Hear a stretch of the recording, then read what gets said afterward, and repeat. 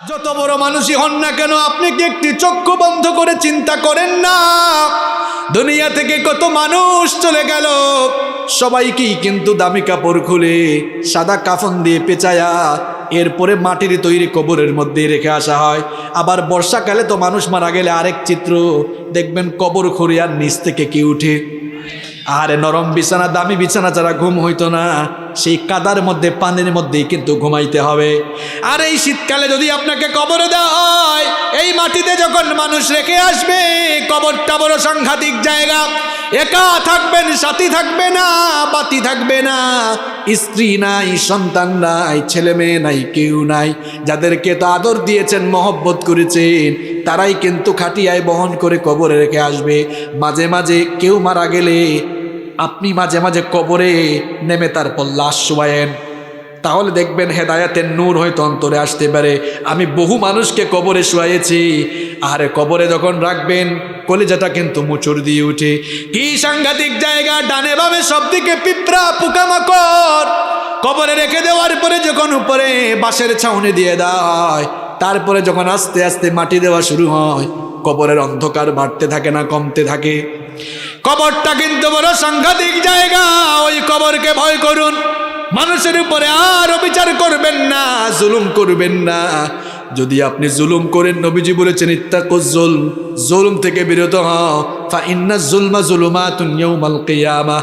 জুলুমের পরিণাম কিন্তু ভয়াবহ অন্ধকার হবে বলেছেন মুহাম্মদ সাল্লাল্লাহু আলাইহি ওয়াসাল্লাম। কবরটা এমনি অন্ধকার, কবরে কিন্তু বাতি নাই, সাথী নাই।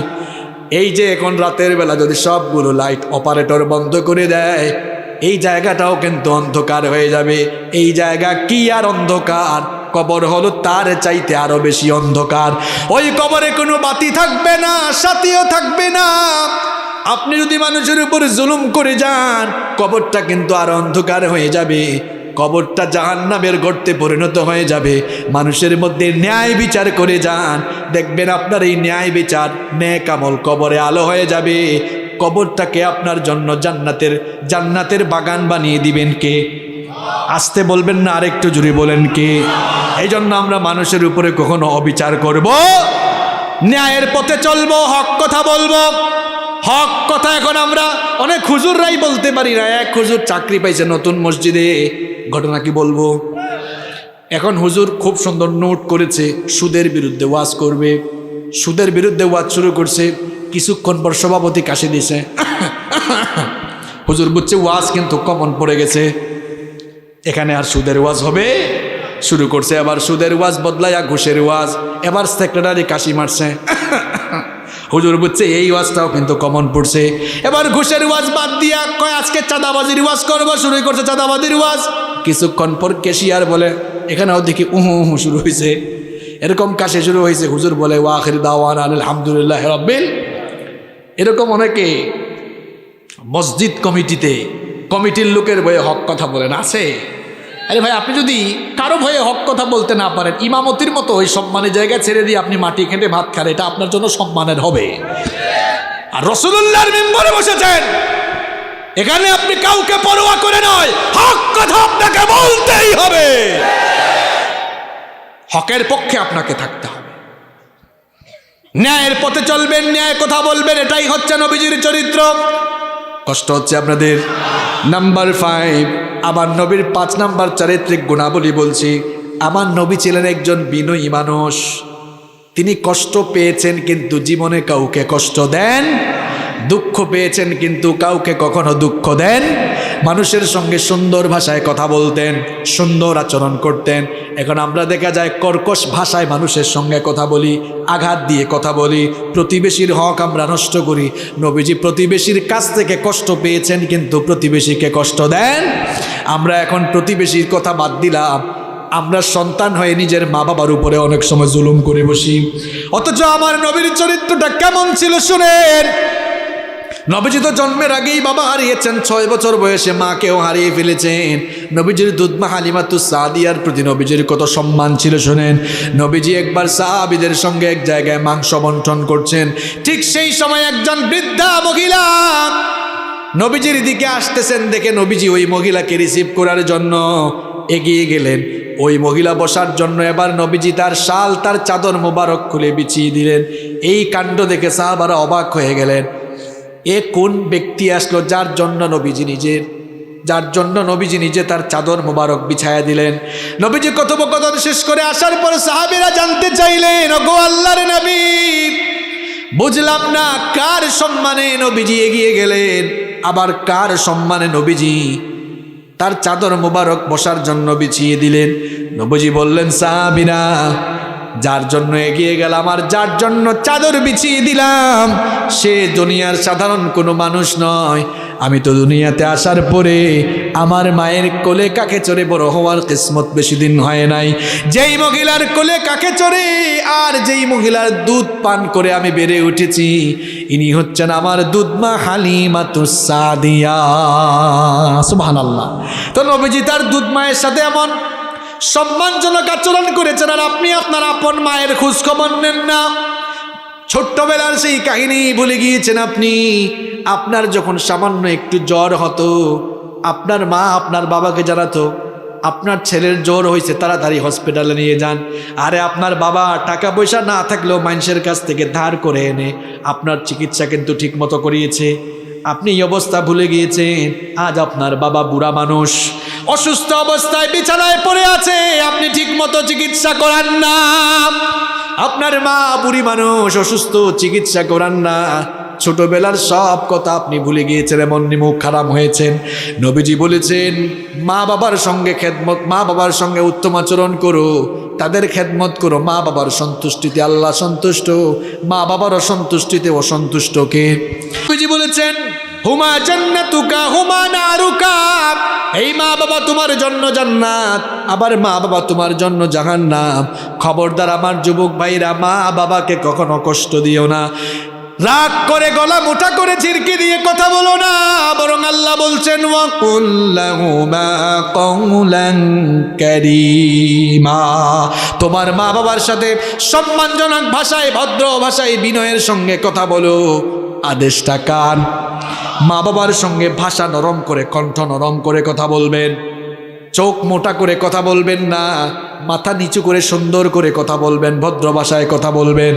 মা বাবার খেদমত করেন। রাতের বেলা বাবার মাথাটা টিপে দেন, বাবার মাথা টিপে টিপে তাকে ঘুম পাড়ান। এই বাবা, এই মা কিন্তু ছোটবেলায় আপনার মাথায় হাত বোলায় বোলায় ঘুম পাড়িয়েছে।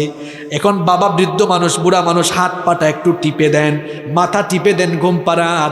মা বাবার কাপড় চোপড়গুলো মাঝে মাঝে ধুয়ে দেন, মাঝে মাঝে কেন পারলে রেগুলার ধুয়ে দেন। ছোটবেলা আপনার বাবা আর মায়ের কোলে আপনি কত প্রস্রাব পায়খানা করেছেন, কোনোদিন রাগ করছেন? তো এখন আপনি মা বাবা বুড়া হয়ে গিয়েছেন, তাদের কাপড় ধুয়ে দেন। এই যে এখন বাজার থেকে আসতেছেন, শীতের দিনে বাজারে কমলা আছে, কমলা কিনে আনেন। কমলা কিনে এনে ছিলে ছিলে মা বাবার পাশে বসে আদর করে করে খাওয়ায় দেন। দেখবেন মা বাবা খুশি হয়ে যদি একটা মুচকি হাসি দেয়, রে ভাই, আল্লাহর আরশ আপনার উপর খুশি হয়ে যাবে। মা বাবার খেদমত করুন, মা বাবার খেদমত করুন। ঘরের ভেতরে জান্নাত রেখে অন্য জায়গায় জান্নাত তালাশে যাওয়া লাগবে না।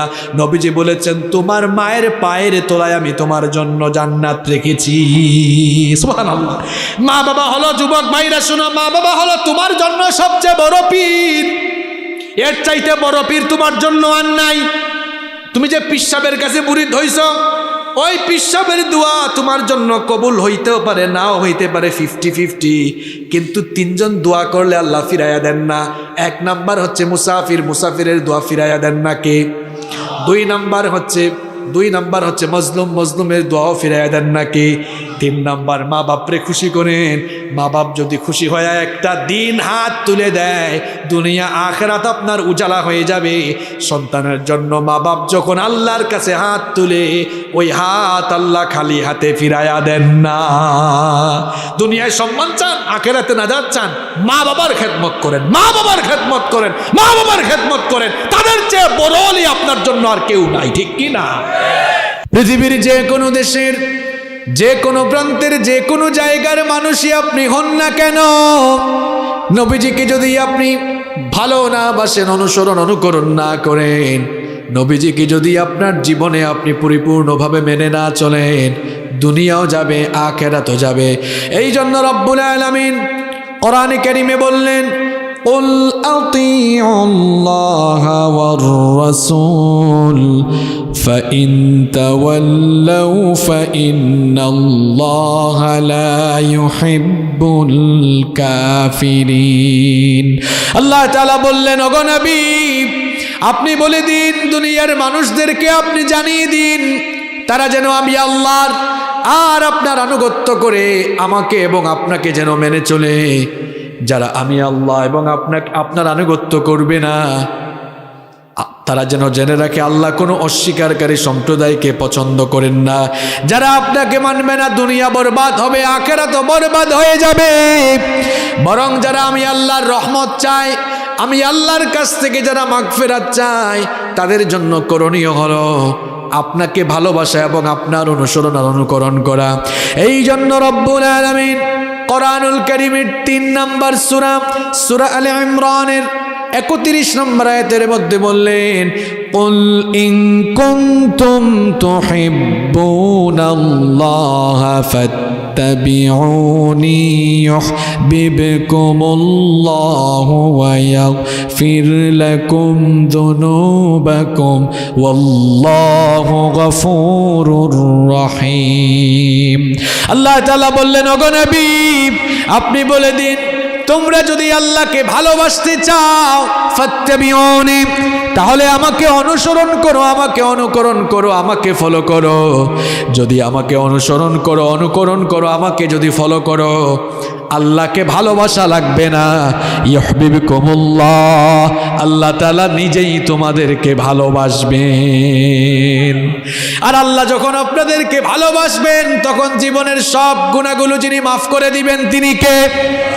এখন যাকে আপনি ফলো করবেন, যাকে আপনি অনুসরণ করবেন, অনুকরণ করবেন, তার চরিত্র তো সুন্দর হওয়া লাগবে, ভালো হওয়া লাগবে। এখন নবীজির চরিত্রের ব্যাপারে আমরা প্রশংসা করা লাগবে না, নবীজির চরিত্রের ব্যাপারে আমার আপনার মন্তব্যে কোনো দরকার নেই, কারণ নবীজির চরিত্রের সার্টিফিকেট, নবীজির চারিত্রিক প্রশংসা যিনি করেছেন স্বয়ং তিনি কে? আমরা অনেক সময় মানুষকে চারিত্রিক সনদ দেই, কিন্তু দেখা যায় মাঝে মাঝে এমন কারবারও হয়, যেই লোক চারিত্রিক সনদ দেয় তার নিজের চরিত্রই ঠিক নাই। এরকম আছে না নাই? কিন্তু দেখেন, নবীজিকে দুনিয়ার সাধারণ কোনো মানুষ চরিত্রের সার্টিফিকেট দেয় নাই, নবীজির চরিত্রের সার্টিফিকেট আরশে আজিম থেকে যিনি দিয়েছেন তিনি কে? কোরআনুল কারীমের 68 নম্বর সূরাতুল কলামের 4 নম্বর আয়াতে রব্বুল আলামিন বললেন, ওয়া ইন্নাকা লাআলা খুলুকিন আযীম। আল্লাহ তাআলা বললেন, নিশ্চয়ই আপনি এক পুত পবিত্র সুমহান আদর্শের উপরে প্রতিষ্ঠিত। বলেন সুবহানাল্লাহ। এমন এক ক্যারেক্টার, এমন এক চরিত্র আমার নবীর। মানবীয় চরিত্রের এমন কোনো দিক বা বিভাগ নেই যেই দিক বা বিভাগের জন্য নবীজিকে ফলো করা যাবে না, এমন কোনো দিক বা বিভাগ নেই। বরং নবীজি হচ্ছেন মানবীয় গুণাবলী, বরং নবীজি হচ্ছেন মানবীয় সমস্ত গুণাবলী সম্পন্ন।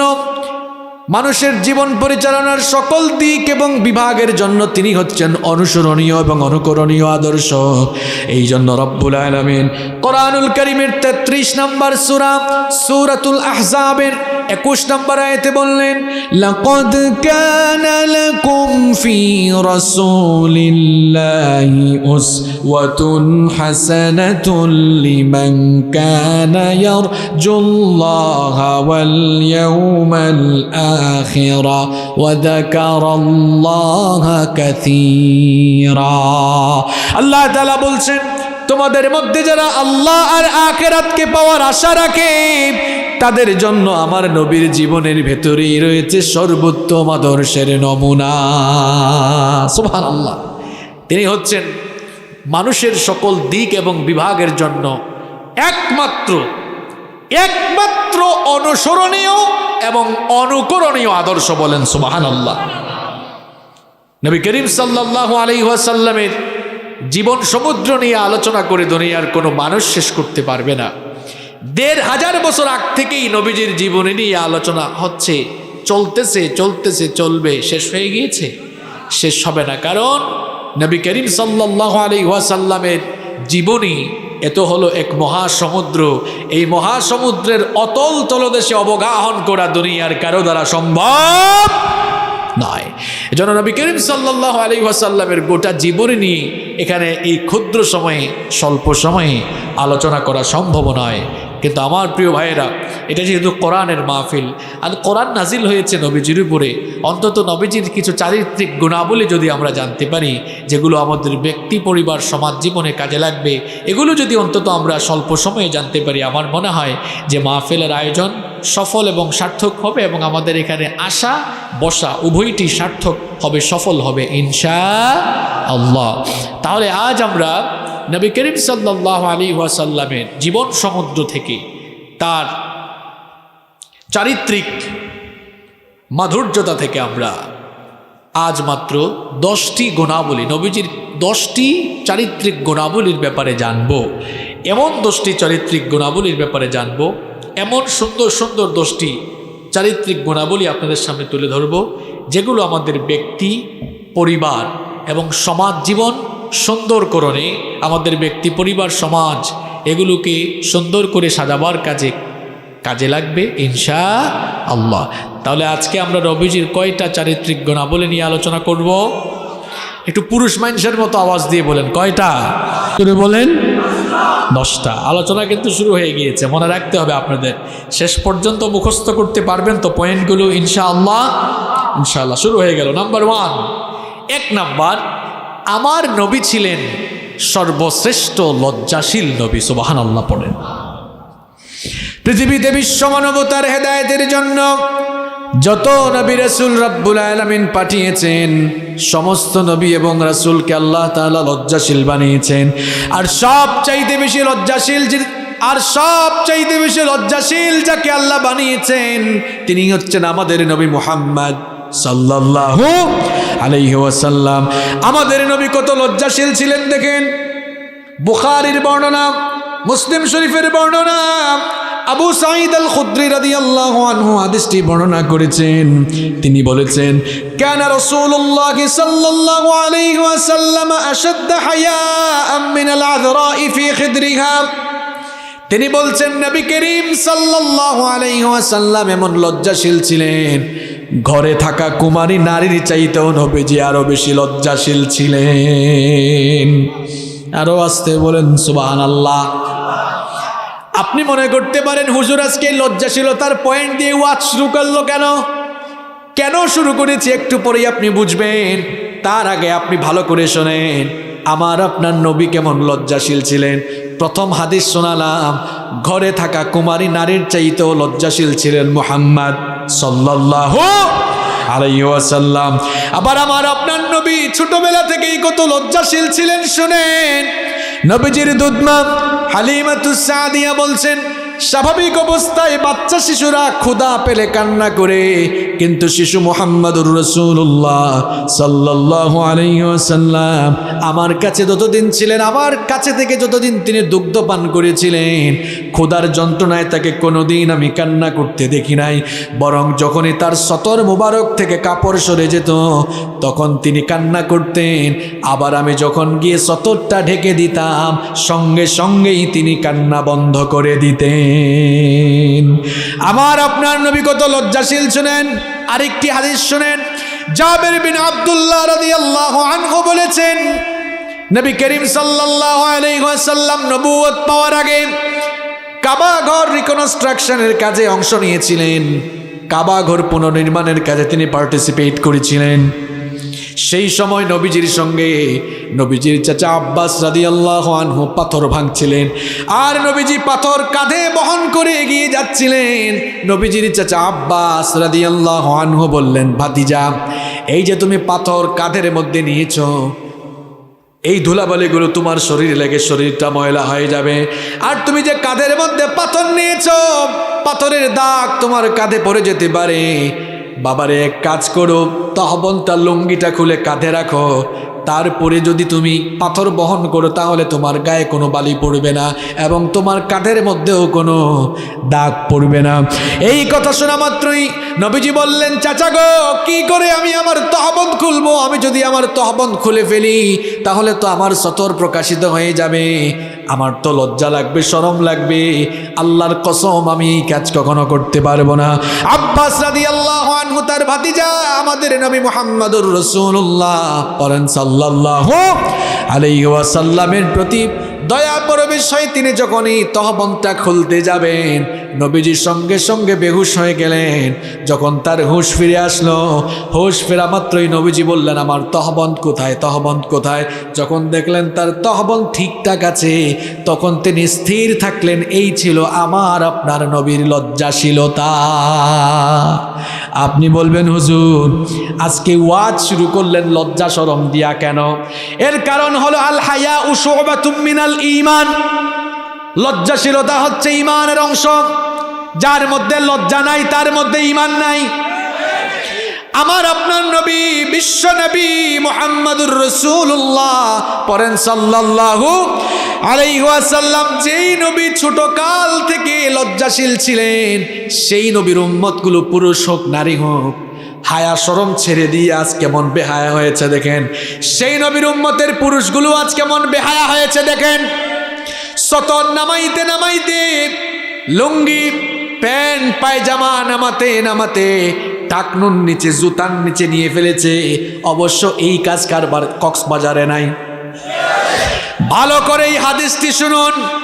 নবীজি বলেছেন, কিয়ামতের দিন ওই বান্দার দিকে আল্লাহ তাকাবেন না, তার সঙ্গে আল্লাহ কথা বলবেন না, তাকে জাহান্নামের আযাব থেকে মুক্তি দিবেন না, তাকে আল্লাহ পবিত্র করবেন না। চারটা কথা বলেছি, কান খাড়া করে শোনো। যুবক ভাইরা, তোমরা ভালো করে আমার কথাগুলো শোনো।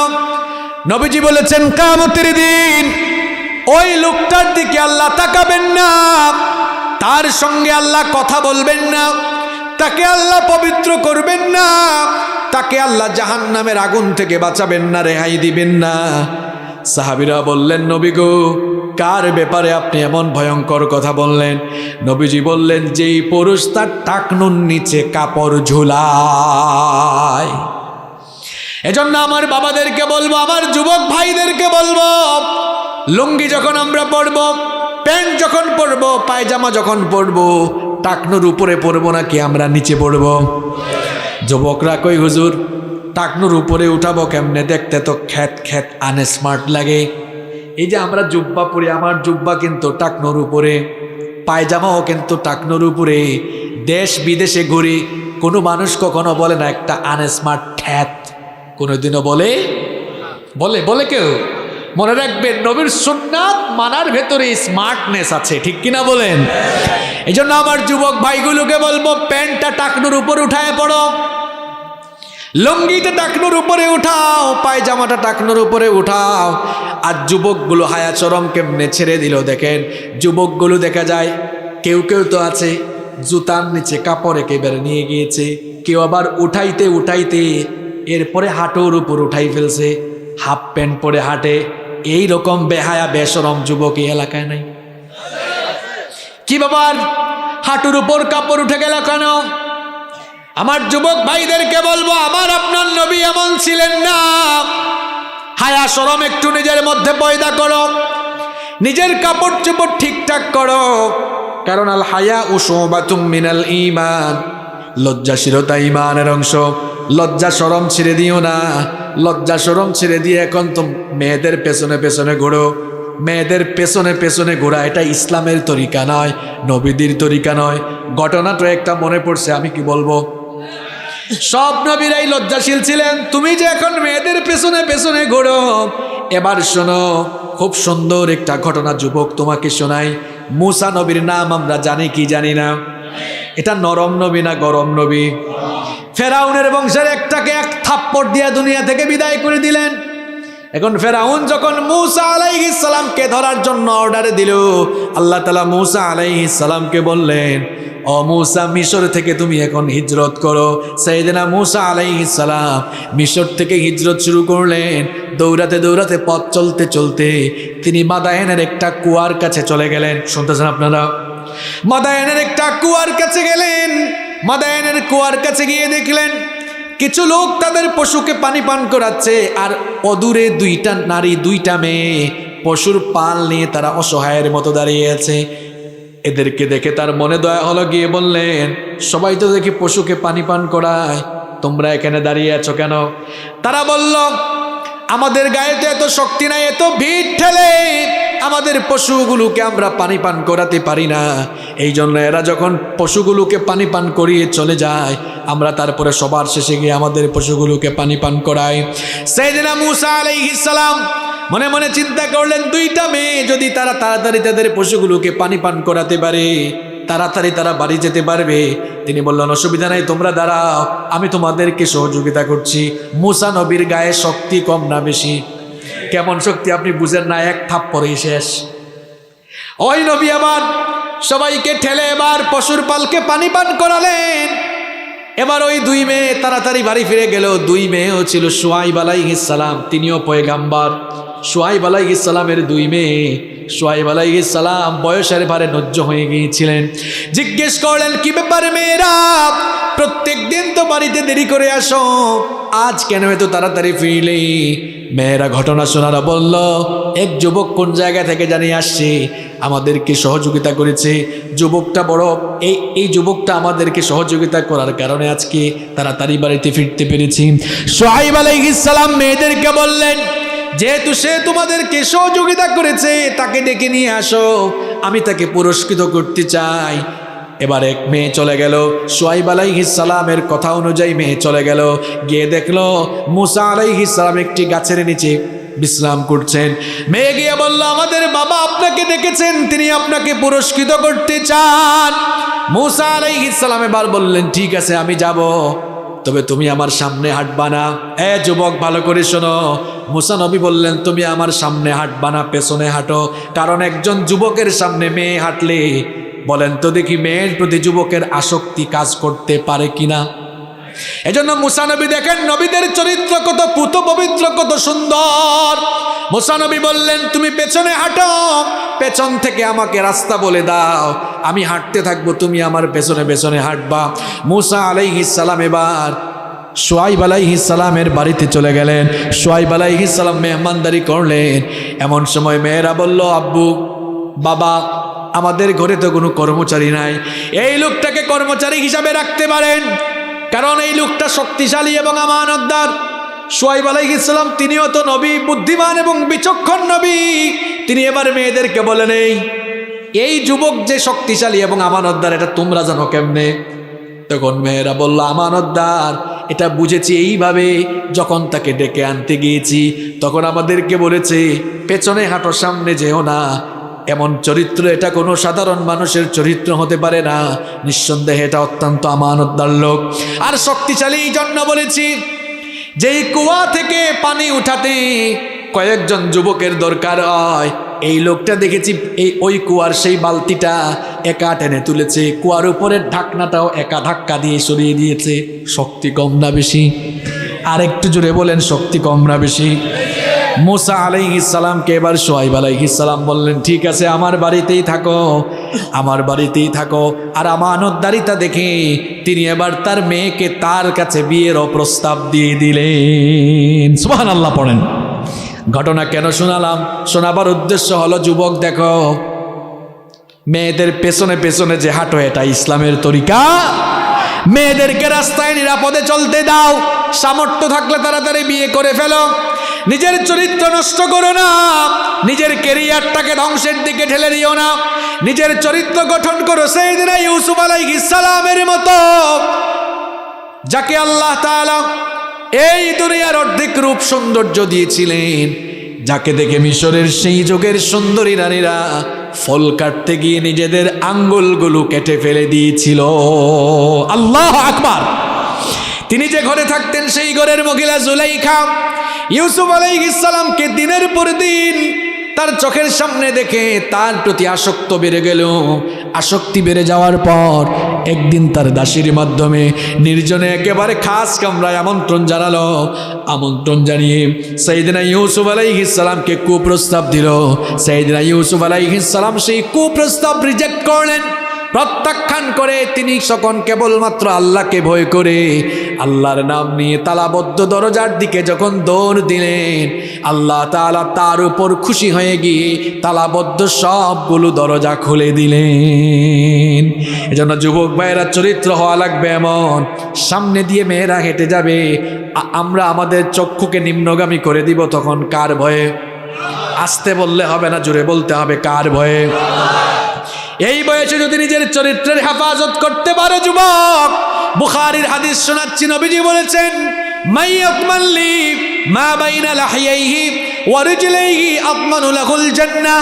নবীজি বলেছেন যেই ব্যক্তি তার দু চুয়ালের মধ্যবর্তী জায়গা অর্থাৎ জিহবা এবং দু উরুর মধ্যবর্তী জায়গা অর্থাৎ লজ্জাস্থান, যেই ব্যক্তি তার লজ্জাস্থানের সতীত্বের অর্থাৎ চরিত্রের জিম্মাদারি গ্রহণ করবে, নবীজি বলেছেন কাল কিয়ামতের দিন আমি তার জন্য নিজেই জান্নাতের জিম্মাদার হয়ে যাব। এই জন্য লজ্জাশীলতাকে নিজের সঙ্গী বানাতে হবে, লজ্জাশীল হয়ে দুনিয়ায় চলতে হবে। রাজি আছেন? মহিলা প্যান্ডেলে তো মনে হয় আছে না? আমার মা বোনরাও আজ হায়া শরম ছেড়ে দিয়া বুরখা ছেড়ে দিয়েছে। বুরখা ছেড়ে দিয়া দেখা যাচ্ছে খালি, এবার দেখা যাচ্ছে বুরখা ছাড়া ঘর থেকে বের হয়েছে।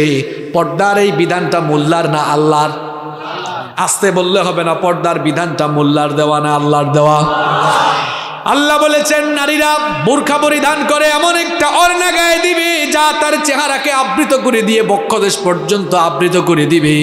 এই বিধানটা কার? কিন্তু নারীরা এখন বোরখা ছেড়ে দিয়েছে। আবার কেউ কেউ বোরখা পরিধান করলেও টাইট ফিট বোরখা, আকর্ষণীয় বিভিন্ন কালারের বোরখা পরে আছে না নাই? এখন বোরখার বিধান, পর্দার বিধান হয়েছে সৌন্দর্য ঢেকে রাখার জন্য। বোরখাই যদি সৌন্দর্যের কারণ বা অ্যাট্রাকশনের কারণ হয়ে দাঁড়ায়, এই বোরখা আর পরার কি দরকার? আপনারাও তো অনেক সময় আপনাদের ঘরের বউকে, মা বোনকে পর্দা করান না, বোরখা পরান না, আছে না নাই? এই কক্সবাজারে এগুলা নাই? এক ভাই তার বউকে বোরখা টোরখা ছাড়া নিয়ে বের হয়েছে। ছোট ভাই একটা কয়, ভাইয়া ভাবিকে এমনি নিয়ে বের হয়েছেন কেন, বোরখা টোরখা নাই? কয় তোর ভাবি কত সুন্দর এটা আমি না জানি? এলাকার মানুষ তো জানে না, এলাকার মানুষের একটা হক আছে না? নিজের বুয়ে সব কিছু এলাকার মানুষ দেখাইয়া, এলাকার মানুষের হক এরকম কক্সবাজার এই এলাকায় আদায় টাদায় করে কেউ? হ্যাঁ, করে না। এরপরে অনেকে আবার নিজের বউয়ের ফটো ফেসবুকে আপলোড মারে। এমন কারবারে কি এই ঝিলংজা ইউনিয়নে আছে নাকি? আমরা কোরআন হাদিস দিয়ে এদেরকে বহু ওয়াজ করলাম। এই জন্য আমি বলি যেমন কুকুর তেমন মুগুর দরকার। কোরআন হাদিস দিয়ে ওয়াজ করলাম, পাগলা বুঝলো না। এই পাগলারে কেমনে বুঝাইতে হয় ওষুধ কিন্তু আমার কাছে আছে, বলবো। বলেন তো দেখি, বউ পার্সোনাল না পাবলিক? আচ্ছা বাংলায় বলি, বউ কি ব্যক্তিগত সম্পদ না জনগণের সম্পদ? আচ্ছা ফেসবুকটা কি নিজের ব্যক্তিগত সাইট না পাবলিক সাইট? তো নিজের পার্সোনাল জিনিসটাকে পাবলিক সাইটে আপলোড দেয় তারা, নিজের বউকে জনগণের সম্পদ বানাইছে যারা। বেহায়া, বেশরম, নির্লজ্জ কোথাকার, আত্মসম্মান বোধ আর পার্সোনালিটি বলতে তার মাঝে কিছুই নাই। ফেসবুকে আপলোড দিয়েছে বউয়ের পিক, মানুষে কমেন্ট করে ওয়াও, ভাবিকে হ্যাপি লাগতেছে। এ কমেন্টের রিপ্লাইও আরে গাধা কয় থ্যাংক ইউ। আরেকজন কয় ওয়াও, ভাবিকে জোশ লাগতেছে। এ গাধা, কার জোশ কে খায় রে? এরকম আছে। আপনার বউয়ের সৌন্দর্য অনলি ফর ইউ, এটা আপনার জন্য, যেভাবে ইচ্ছা সেভাবে দেখেন, অসুবিধা আছে? আমার ইসলামটা কত পবিত্র, কত সুন্দর।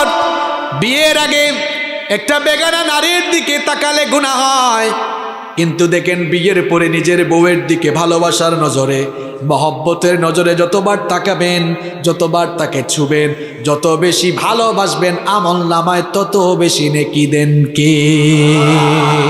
এই জন্য বলেছি যুবক, সামর্থ্য থাকলে বিয়ে করো, না থাকলে রোজা রেখে তৌফিক কামনা করতে হবে কার কাছে?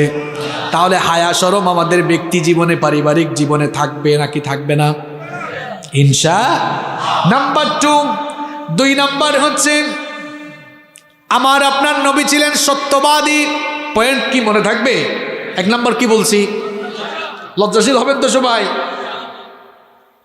পুরুষ মানুষ যারা এখানে যুবক ছেলেরা আছে, কাটিং এর চুল তোমরা রাখো। এখন চুল রাখতে রাখতে আবার মহিলার মতো বানাইছে, পেছন থেকে বোঝাও যায় না এটা আপু না ভাইয়া, সামনে আসলে বোঝা যায়। আছে এরকম? আবার এখন দেখলাম যুবকরা কাটিং করে চুল রাখে, কোনো দিকেই চুল নাই, মাঝখানে চুল, দেখলে মনে হয় পাখির বাসা বানাইছে চুলের মধ্যে। এরকম আছে? একটু ভদ্রভাবে চুল রাখো, সুন্দরভাবে রাখো। আবার অনেকে এখন কি নেইমার না নাইমার, নাম কি জানি,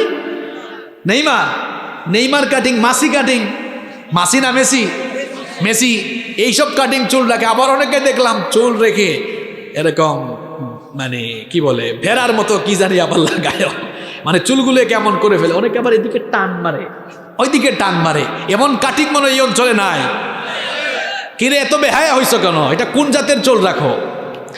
আর মেয়েরাও হায়া সরম ছেড়ে দিয়া, এখন ইসলামের বিধান তো নাই। এখন এই যে ব্রু প্লাক করে আছে, ব্রু না দিলে তো আপনাকে দেখতে শিলামুরগি লাগতো। ব্রু আল্লাহ তাআলা দিয়েছেন সৌন্দর্য বর্ধনের জন্য, এটাকে আপনি শাসেন কেন?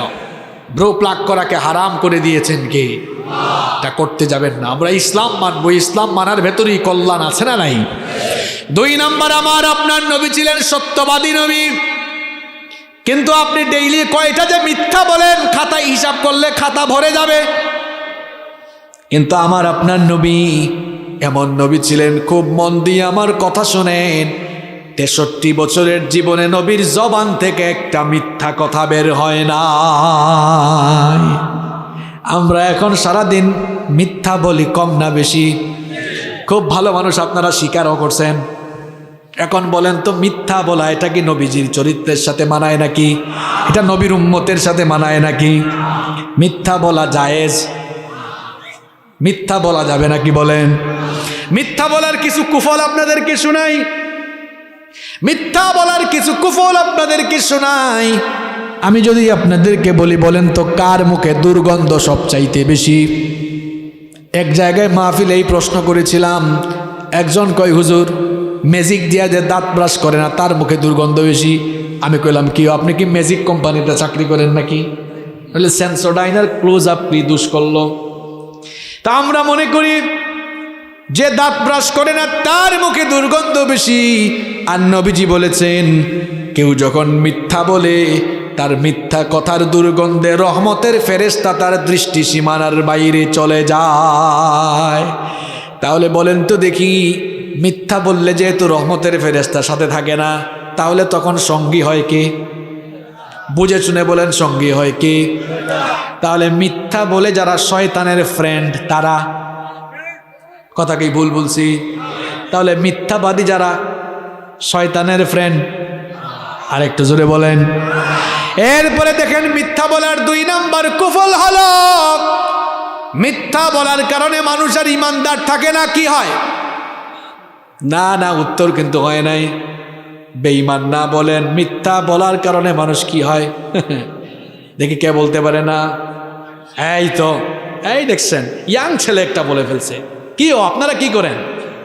মিথ্যা বললে মানুষ কিন্তু খুব সাংঘাতিক একটা ডেজিগনেশন পেয়ে যায়, যেই ডেজিগনেশনের নাম হচ্ছে মুনাফিক। আপনি বলবেন হুজুর মুনাফিক হইলে আর কি? মুনাফিকটা কি জিনিস আপনি আগে বুঝেন। দুনিয়ায় 800 কোটির বেশি মানুষ আছে। আল্লাহর কোরআন পৃথিবীর সব মানুষকে 4 ভাগে ভাগ করছে। জোরে বলেন কয় ভাগ? 1 নম্বর মুমিন, 2 নম্বর মুশরিক, 3 নম্বর মুলহিদ মানে নাস্তিক, 4 নম্বর হলো মুনাফিক। মনে আছে আপনাদের? 1 নম্বর মুমিন। প্রশ্ন হলো মুমিন কারা? ঈমান এনেছে যারা জান্নাতে যাবে। তাহলে মুমিন যারা জান্নাতে যাবে। 2 নম্বর মুশরিক। মুশরিক কারা? আল্লাহর সঙ্গে শিরক করে যারা জাহান্নামে যাবে। তাহলে 2 নম্বর মুশরিক যারা জাহান্নামে যাবে। 3 নম্বর মুলহিদ মানে কি বলছিলাম? নাস্তিক। নাস্তিক যেগুলো গেল মাইন্সের জাত না, এগুলো মাইন্সের কোনো জাত। আপনি বলুন হুজুর এটা কেমন কথা বললেন? এটা আমি বলি নাই তো, এরা যে মাইন্সের জাত না এটা আল্লাহই বলেছেন। আল্লাহ বলেছেন উলাইকা কাল আনআম, এরা পশুর জাত। আল্লাহ বলছেন না, এরা আরো খারাপ, বালহুম আবল, এর চাইতেও আরো নিকৃষ্ট। নাস্তিক কারা? স্রষ্টায় বিশ্বাস করে না, তারা কয় দেয়ার ইজ নো গড, স্রষ্টা বলতে কেউ। তারা যদি বলেন এই কথা বললি কেন, কয় থাকলে তো দেখতাম, আনসিন ইজ নাথিং, যা দেখা যায় না তা বিশ্বাস করা যায় না। ওই যে বললাম, যেমন কুকুর তেমন কি দরকার, মুগুর দরকার। তারাই বলবেন এই তোর বাপ তোরে জন্ম দিয়েছে, এটা তুই দেখছ? হয়েছে নি প্রশ্ন? তোর বাপ তোরে জন্ম দিয়েছে, এটা তুই দেখছ? নিজের চোখে দেখছ? নিশ্চয়ই বলবে না। তো তোর দাবি যা দেখা যায় না তা যদি বিশ্বাস করা না যায়, তোর বাপ তোরে জন্ম দিয়েছে এটা তুই যেহেতু দেখোস নাই, তুই মনে হয় একটা বেজন্মার যাত্রী। আর এরকম বেজন্মার জাত যারা, অমানুষের জাত যারা স্রষ্টায় বিশ্বাস করে না, তারা নাস্তিক যারা জাহান্নামে যাবে। আমি বলেছিলাম কোরআনের ভাষায় মানুষ কয় প্রকার? এক নাম্বার, আপনাদেরকে বলা লাগবে, এক নাম্বার মুমিন যারা জান্নাতে যাবে তারা। দুই নাম্বার মুশরিক যারা, কোথায় যাবে তারা? এদেরকে জাহান্নামী আমরা বানাইছি না, আল্লাহ বানিয়েছেন। তিন নাম্বার নাস্তিক যারা। চার নাম্বার বাকি রইল কোনটা? এবার বলেন মুনাফিক যারা। হ্যাঁ, না না, উত্তর কিন্তু হয় নাই। এই জন্য বলছি হুজুর, মিথ্যা বলে মুনাফিক হইলে আর কি আছে, কি হবে? এই বুঝেন কি হবে? বলেন মুনাফিক যারা কোথায় যাবে তারা? না না, হয় নাই। ইয়েস, এই যে কে বলছে এটা? হাত তোলেন একটু। বাপ রে বাপ, কি সুন্দর চেহারা, মাশাআল্লাহ মাশাআল্লাহ। দেখছেন, উত্তর সঠিক দিয়েছে। মুনাফিক যারা জাহান্নামে নয়, জাহান্নামের তলায় যাবে তারা। আপনাকে ঠিকঠাক একুরেট করে বলতে হবে, সলিড কথা বলতে হবে। মুনাফিক কিন্তু কাফেরের চেয়ে আরো নিকৃষ্ট, আরো খারাপ।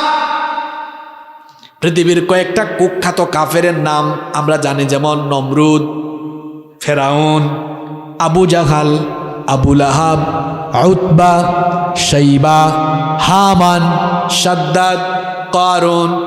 কুখ্যাত না বিখ্যাত কাফের? আর একটু জোরে বলেন।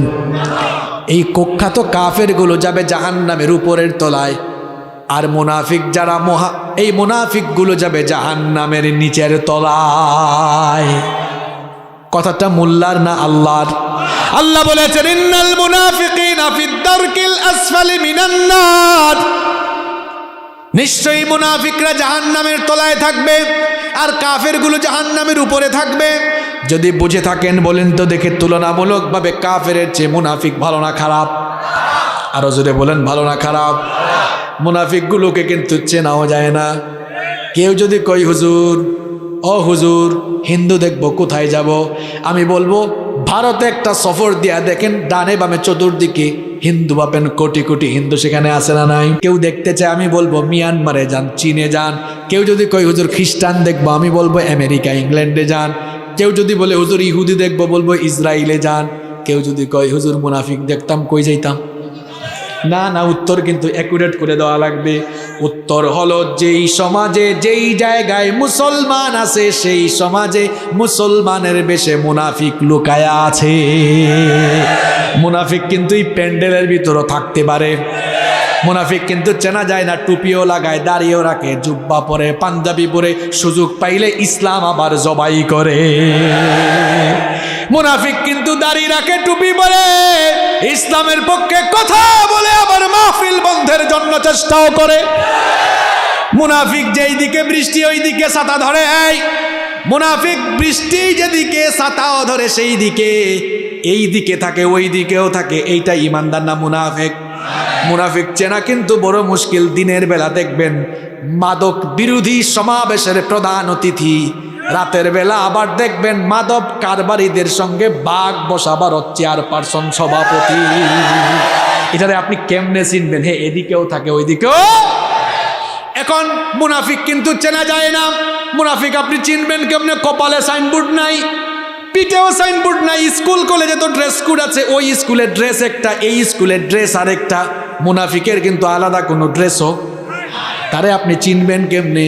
নবীজি বলেছেন মুনাফিকের কিছু খাসলত আছে, খাসলত দেখে তাকে চেনো। নবীজি বলেছেন তার মধ্যে তার একটা খাসলত হলো ইদা হাদ্দাথা কাযাবা, যখন সে কথা বলে কথায় কথায় আরো জোরে বলতে হবে, কথায় কথায়। তাইলে আমি বলছিলাম মিথ্যা বলার কুফল কয়টা? ভুলে গেলে চলবে? কি লাইনের আলোচনা! মিথ্যা বলার কুফল হলো, আরে ভাই আঙ্গুল থেকে বলেন কয়টা? আরো জোরে। 1 নাম্বার বলেছি মিথ্যা বলে যারা শয়তানের ফ্রেন্ড। 2 নাম্বার মিথ্যা বলে যারা মুনাফিক হয়ে যায়। আপনি বলবেন হুজুর মুনাফিক হইলে কি হয়েছে? কি হয়েছে শুনেন, আপনার চেয়ে নমরুদ ভালো, আপনার চেয়ে ফেরাউন ভালো, কারণ সে তো জাহান্নামের উপরে, আর আপনি যদি মুনাফিক হয়ে মারা যান জাহান্নামের নিচে যাবেন। করোনা ভাইরাস এইটার চেয়ে মারাত্মক ভাইরাস হলো মুনাফিকি ভাইরাস। আপনি বলবেন হুজুর এই কথা বললেন কেন? আপনারা বলেন তো দেখি, করোনা ভাইরাসে আক্রান্ত হয়ে মারা গেলে কেউ জাহান্নামে যাবে এমন কথা কোরআন হাদিসের কোথাও আছে নাকি? কিন্তু মুনাফিকি ভাইরাসটা করোনা ভাইরাসের চাইতে আরো মারাত্মক ভাইরাস। আল্লাহ বলেছেন নবী গো আপনি জানিয়ে দেন, বাশশিরিল মুনাফিকিনা বিআন্না লাহুম আযাবান আলীমা। নবীজি বলেছেন, আল্লাহ বলেছেন নবী গো মুনাফিকি ভাইরাস নিয়ে আক্রান্ত হয়ে মারা যায় যারা, জাহান্নামের সুসংবাদ পাবে তারা, এদেরকে জাহান্নামের সুসংবাদ দেন। তাহলে বলেন তো মিথ্যা বললে মানুষ কি হয়? আরো জোরে, আরো জোরে। আজকাল কি আর মিথ্যা বলবেন নাকি? মিথ্যা আপনারা বলেননি। ফোন আসছে, কয় দোস্ত তুই কোথায়? আছে কক্সবাজার। সে কয় আমি আছি টেকনাফ। আছে না নাই? দেখবেন আপনাদের কক্সবাজার থেকে অনেক ধরনের বাস যায়, স্লিপার কোচ আছে না? এক পাগলা জীবনে কোনো দিন স্লিপার কোচ, ভলভো স্লিপার কোচে উঠে নাই। উঠার পরে উঠছে, এই যে দেখেন না সুবহানাল্লাহ গ্রিন লাইনের কিছু বাস যায় 2 তলা, উঠছে উপরের তলায় শীত হয়ে শুয়ে আছে স্লিপার কোচ। উঠে লাগতেছে একটু বিমান বিমান ভাব, কারণ উপরে উঠছে তো দেখতেছে একটু বিমান বিমান লাগে। দোস্ত একটা কল দিছে, কিরে দোস্ত কই? আমি বিমানে আছি। যেই দোস্ত কল দিছে হে কিন্তু বিমান চড়ছে, বিমানের অভিজ্ঞতা আছে। কয় পাগলা বিমানের ভিতরে তো নেট থাকে না রে, তো নেট তুই পাইলি কেমনে? মিথ্যা বললে মুনাফিকও হবেন, অন্যদিকে বেইজ্জত হওয়ারও সম্ভাবনা আছে না নাই? এই যে আপনারা আসতেছেন ঘরের ভিতরে এখন কিন্তু মিথ্যার ছড়াছড়ি আছে না নাই? গল্প কিন্তু আরেকটা মনে পড়ছে, বলবো। এক বাপ ঘরের ভিতর ঢুকছে, ঢুকে দেখে তার ছেলে খাতায় যেন কি লিখে। কয় বাবারে খাতার মধ্যে তুমি কি লিখো? দেখি তোমার হাতের লেখা কেমন। হাতে নিয়ে দেখে খাতায় কিন্তু ছেলের হাতের লেখা খুব একটা ভালো না। কয় তোমার বাপ আমি, আমার হাতের লেখা কত সুন্দর, আমার ছেলে তুমি, তোমার হাতের লেখা সুন্দর না কেন? আমি একটু লিখে দিই, আমার হাতের লেখা দেখে দেখে প্র্যাকটিস করো, হ্যান্ডরাইটিং ঠিক করো। বাপ এবার লিখেছে সত্য মানুষকে মুক্তি দেয়, মিথ্যা মানুষকে ধ্বংস করে লিখে দিয়ে বলছে বাবা যাও খাতা দেখে দেখে প্র্যাকটিস করো, হাতের লেখা সুন্দর করো। ছেলে এবার টেবিলে বসে বসে লিখতেছে, এমন সময় দরজায় কলিং বেল। এবার দরজার ফাঁক দিয়ে দেখে হাই হাই আব্দুল সালাম ভাই আসছে, টাকা পায় 10,000। কয় হাজার? ছেলের কাছে এসে বলে আব্বু, বাবা যাও দরজা খুলে দিয়ে বলো, আস্তে করে বলো আব্বু বাসায় নাই। বাপ যেমন পাকনা, পাপনার ঘরে আরেকটা হয়েছে ছেলেও পাকনা। তো সেও বলে আব্বু এটা কি খাতায় না লিখেছেন সত্য মানুষকে মুক্তি দেয়, মিথ্যা মানুষকে ধ্বংস করে, এখন আমারে দিয়া মিথ্যা বলান কেন? কয় বাবারে খাতার লেখা খাতায় থাকুক, এখন তুই মিথ্যা বলে আগে আমারে নাজাত দে। এই রকম মনে হয় নাই? আপনি আপনার ছেলে মেয়ের সামনে মিথ্যা বললে আপনার ছেলে মেয়ে আপনার কাছ থেকে কিন্তু ওই মিথ্যাটা শিখবে। এজন্য খবরদার ছেলে মেয়ের সামনেও মিথ্যা বলবেন না। আমি নবীজির কথা বলছিলাম, আমার নবীর 2 নাম্বার চারিত্রিক গুণাবলী বলছিলাম। এমন নবীর উম্মত আমরা, যেই নবীর জবান থেকে জীবনে কোনোদিন একটা মিথ্যা কথা বের হয় নাই। মুসলমানরা আর কি বলবে, কাফেররা পর্যন্ত সাক্ষ্য দিয়েছে মুহাম্মদকে আমরা জীবনে কোনোদিন মিথ্যা বলতে শুনি না। বলেন ওই নবীর উম্মত হিসাবে আমরা মিথ্যা বলা যাবে নাকি? মিথ্যা কারা কারা এখন থেকে বলবেন? হাত তুলেন।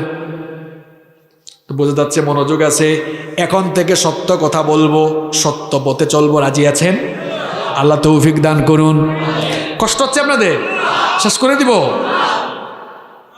এবার শুনেন, নবীজির 3 নম্বর চারিত্রিক গুণাবলীর কথা বলি। আমার নবী ছিলেন সবচাইতে শ্রেষ্ঠ আমানতদার। আমানতের খেয়ানত এখন আমাদের সমাজে কম। আরো আসতে বলেন। আমার নবী কেমন আমানতদার ছিলেন শুনেন, খুব ভালো করে শুনেন। ঘটনা কিন্তু আরেকটা মনে পড়ছে। নবী করিম সাল্লাল্লাহু আলাইহি ওয়াসাল্লাম আল্লাহর দ্বীনের দাওয়াত দিলেন। কাফের মুশরিকরা নবীদের দাওয়াতের বিরোধী হয়ে দাঁড়ালো। নবীদের দাওয়াতকে বাধাগ্রস্ত করার জন্য বিভিন্ন অপকৌশল তারা গ্রহণ করলো। শেষ পর্যন্ত আমার নবীকে তারা প্রাণে মেরে ফেলার জন্য প্রস্তুতি নিল। রব্বুল আলামিন তখন তার নবীকে মক্কা থেকে মদিনায় হিজরতের জন্য আদেশ দিলেন। নবীজি হিজরতের রাতে যখন মক্কা ছেড়ে চলে যাবেন, তার চাচাতো ভাই নবীজির সাহাবী আলী রাদিয়াল্লাহু আনহুকে ডাকলেন। ডেকে বললেন, ও আলী, আমার বিছানায় তুমি শুয়ে থাকো। কাফেররা তাহলে মনে করবে আমি ঘরে আছি, আর এই সুযোগে আমি রাতে রাতে মক্কা ত্যাগ করতে পারবো। আর আলী গো, তোমার কাছে আমি একটা দায়িত্ব দিতে চাই, সেই দায়িত্ব তুমি সঠিকভাবে পালন করতে পারবে নাকি বলো? আলী রাদিয়াল্লাহু আনহু তখন বললেন, ওগো আল্লাহর নবী, কোন দায়িত্ব আমাকে বলেন, সেই দায়িত্ব পালনের জন্য আমি আমার জীবনটাকে বিলিয়ে দিতেও রাজি। নবীজি তখন বললেন, আলী গো, এই কাফের মুশরিকটা তো আমাকে প্রাণে মেরে ফেলার জন্য প্রস্তুতি নিচ্ছে, এদের কারণেই তো আমি মক্কা থেকে চলে যাচ্ছি। কিন্তু এদেরই কারো কারো টাকা পয়সা, সোনা দানা, ধন সম্পদ আমার কাছে গচ্ছিত রাখা, আমানত রাখা। আমি তো এই আমানতগুলো ফিরিয়ে না দিয়ে আমি যদি চলে যাই, আমি আল্লাহর কাছে অপরাধী হয়ে যাব। হতে পারে তারা আমাকে কষ্ট দিচ্ছে, মেরে ফেলতে চাইছে, কিন্তু তাদের আমানতগুলোর খেয়ানত করা তো আমার জন্য শোভা পায় না। এই নাও লিস্ট দেখে দেখে যাদের আমানত আমার কাছে জমা আছে, ঠিকঠাকভাবে তাদের আমানতগুলোকে তাদের কাছে পৌঁছায় দিবা। এবার ভাইরা বলেন তো দেখি, ওই জায়গায় আপনি থাকলে কি করতেন? আপনার শত্রু আপনাকে কেউ মেরে ফেলতে যাইতেছে, কিংবা এক সময় হয়তো আপনার কাছে আমানত রেখেছিল, এখন আপনার সঙ্গে শত্রুতা হয়েছে। আপনি তো এমন স্বার্থপর মানুষ, আপনি বলবেন যা রাখছিলে আগে, এখন আর কিছুই পাবি। এটা আমার আপনার চরিত্র। আর নবীজিকে যারা মেরে ফেলতে চাইছে, আলী রাদিয়াল্লাহু আনহুকে ডেকে বলছেন, আলী, যার আমানত যার কাছে ঠিক মতো ফিরাইয়া দিবা। সুবহানাল্লাহ। আরে ভাই, আপনি শত্রুকে কি ফিরাইয়া দিবেন? আপনি তো ভাই হয়ে ভাইয়ের সম্পদ পর্যন্ত মেরে খেয়ে ফেলেন, আছে না নাই? ভাই হয়ে নিজের ভাইকে জায়গা সম্পদ থেকে বঞ্চিত করে দেন, এইরকম মানুষ আছে না নাই? আপনি তো এমন কারবারি, আপনি সুযোগ পাইলেই কিন্তু চুরি চামারি বাদ দেন না। আরে ভাই, আমরা তো খাটের নিচে জুতা রাখি, শেষরা চোর আর চামাররা খাটের নিচে তেলও কিন্তু লুকায়া রাখে। আমানতের খেয়ানত এখন চতুর্দিকে চলছে। মনে রাখবেন, আমানতের খেয়ানত 2 জিনিসের আলামত। বুঝে থাকলে বলেন, আমানতের খেয়ানত কই জিনিসের আলামত? 1 নম্বর আমানতের খেয়ানত মুনাফিকের, 2 নম্বর আমানতের খেয়ানত কিয়ামতের। নবীজিকে একদিন জিজ্ঞেস করা হলো, মাতাসসা, ওগো আল্লাহর নবী, কিয়ামত কখন হবে? নবীজি বললেন, ইদা দুইয়াতিল আমানাতি ফান্তাজিরিস সাআ, যখন চতুর্দিকে আমানতের খেয়ানত শুরু হয়ে যাবে, তখনই কিয়ামত এসে যাবে।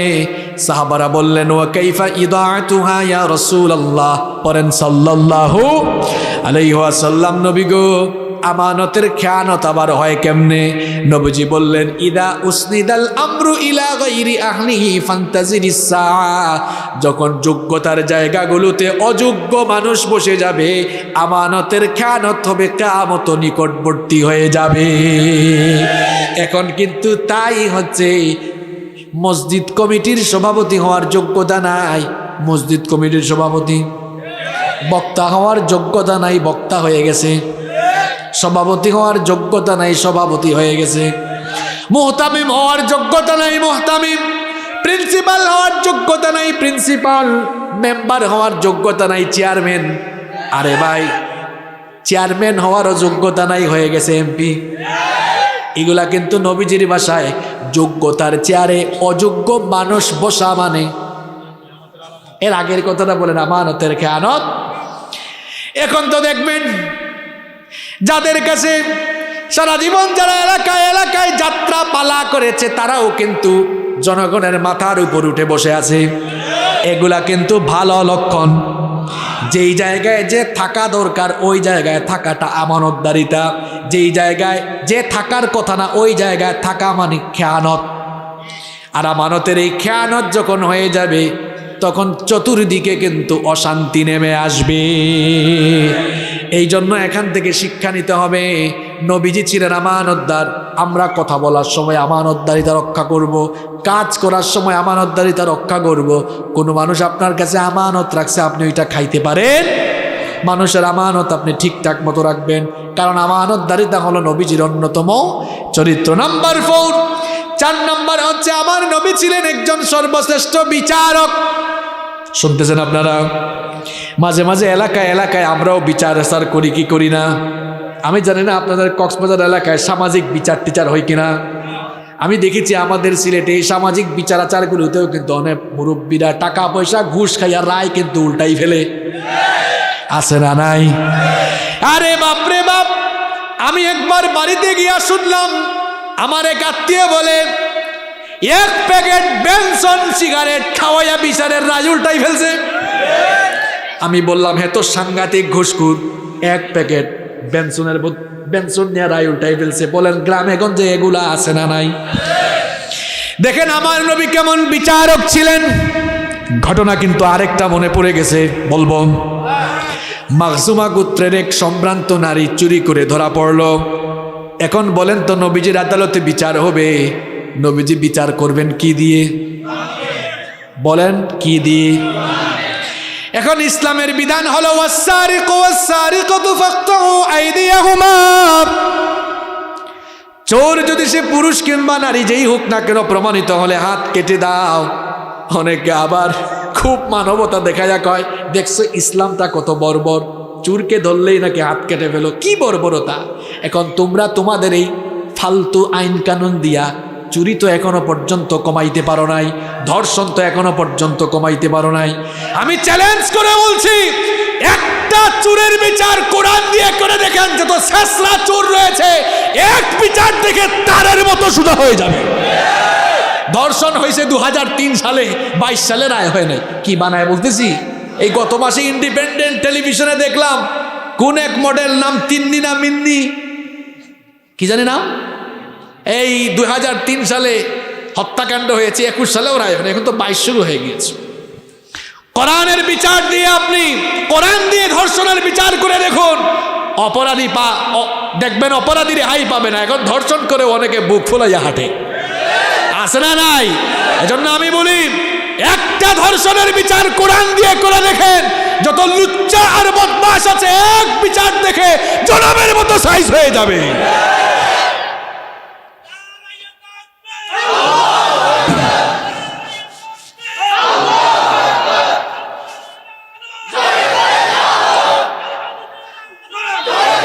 আমার ভাইয়েরা আবার শুনেন, সেই সম্ভ্রান্ত নারী যখন চুরি করে ধরা পড়ল, সাহাবায়ে কেরাম একত্রিত হয়ে পরামর্শ করছেন, এত সম্ভ্রান্ত বংশের একজন মহিলা, নবীজি যদি তাকে চুরির রায় দিতে গিয়ে যদি হাত কাটার রায় দিয়ে দেন, ওই বংশের মান-ইজ্জত থাকবে না। এই জন্য তারা পরামর্শ করতেছেন নবীজিকে একটু সুপারিশ করা দরকার, যেন রায়টা একটু শিথিল করে ফেলেন। দেখেন এখন কে নবীজির কাছে এই সুপারিশ নিয়ে যাবেন, কারো সাহস হয় না। পরামর্শ করে উসামা ইবনে যায়েদ রাদিয়াল্লাহু আনহুকে তারা সিলেক্ট করলেন। বললেন, ও উসামা, তোমাকে তো নবীজি মহব্বত করেন, তুমি নবীজির কাছে এই সুপারিশটা নিয়ে যাও। উসামা ইবনে যায়েদ রাদিয়াল্লাহু আনহু সবার পরামর্শক্রমে যখন নবীজির কাছে এই সুপারিশ নিয়ে গেলেন, সঙ্গে সঙ্গে নবীজি মিম্বরে দাঁড়ালেন। মিম্বরে দাঁড়িয়ে সবাইকে সামনে রেখে খুতবা দিলেন, আমার সাহাবীরা শোনো, এক মহিলা চুরি করে ধরা পড়েছে, সম্ভ্রান্ত বংশের হওয়ার কারণে তার বেলায় রায় শিথিল করতে বলতেছো। আমার সাহাবীরা শোনো, ওই অপরাধীর জায়গায় ওই নারী না হয়ে যদি আমার নিজের মেয়ে ফাতেমা হতো, আমি বিচারের রায় দিয়ে অন্য কাউকে দিয়ে নয়, আমি বাপ হয়ে আমার নিজের মেয়ের হাতটা আমি নিজেই কেটে ফেলতাম। আল্লাহু আকবার বলেন, আল্লাহু আকবার। ন্যায় বিচার কারে কই মিয়া? আর এখন আপনার আশপাশের লোক, আপনার সাঙ্গপাঙ্গ কেউ কুকাম করে ধরা পড়ে যায়, থানায় ফোন যায়, এ ওসি কারে ধরছো, এটা আমার লোক, তাড়াতাড়ি ছাড়ো। আছে না নাই? মানুষ ন্যায় বিচার পাবে কেমনে? আজ কোরআন দিয়ে ন্যায় বিচার হচ্ছে না বলে আজ বিচারের বাণী নীরবে নিভৃতে কেঁদে মরছে। এই জন্য নিরপরাধ লোকেরা জেলখানার ভেতরে আছে আর অপরাধীরা জেলখানার বাইরে আছে।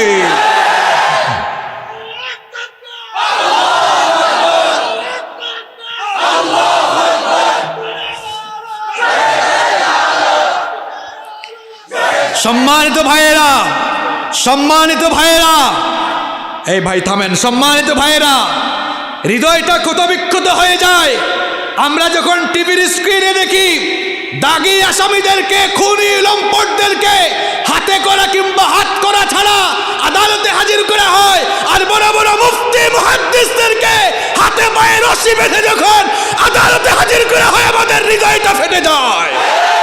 যেই দেশে এমন চিত্র রয়েছে, বড় বড় দাগী আসামিরা হাতে করা ছাড়া কিংবা হাতে করা দিয়ে যেই দেশে দাগী দাগী আসামিদেরকে আদালতে হাজির করা হয়, আর বড় বড় মুফতি মুহাদ্দিসদেরকে যেই সমাজে এভাবে বেইজ্জত করে আদালতে তোলা হয়, সেই সমাজের চিত্র বলে সেখানে ন্যায় বিচার নেই, নেই, নেই।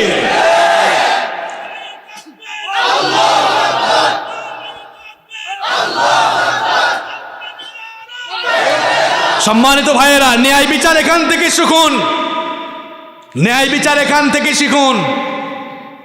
আপনি যদি ন্যায় বিচার করেন তাহলে মনে রাখবেন, সামাজিক বিচার হোক, আদালতের বিচার হোক, পারিবারিক বিচার হোক, যে কোনো কোনো বিচারে ফয়সালার ক্ষেত্রে, মীমাংসার ক্ষেত্রে যদি আপনি ন্যায় নীতি অবলম্বন করেন, বুখারী, মুসলিম, তিরমিজি বিখ্যাত হাদিসের 3টি গ্রন্থেই হাদিস বর্ণিত হয়েছে।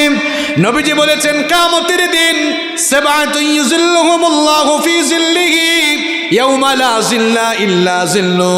কিয়ামতের কঠিন দিনে যখন আল্লাহর আরশের ছায়া ছাড়া আর কোনো ছায়া থাকবে না, 7 শ্রেণীর মানুষকে রব্বুল আলামিন আরশের ছায়ার নিচে জায়গা দিবেন।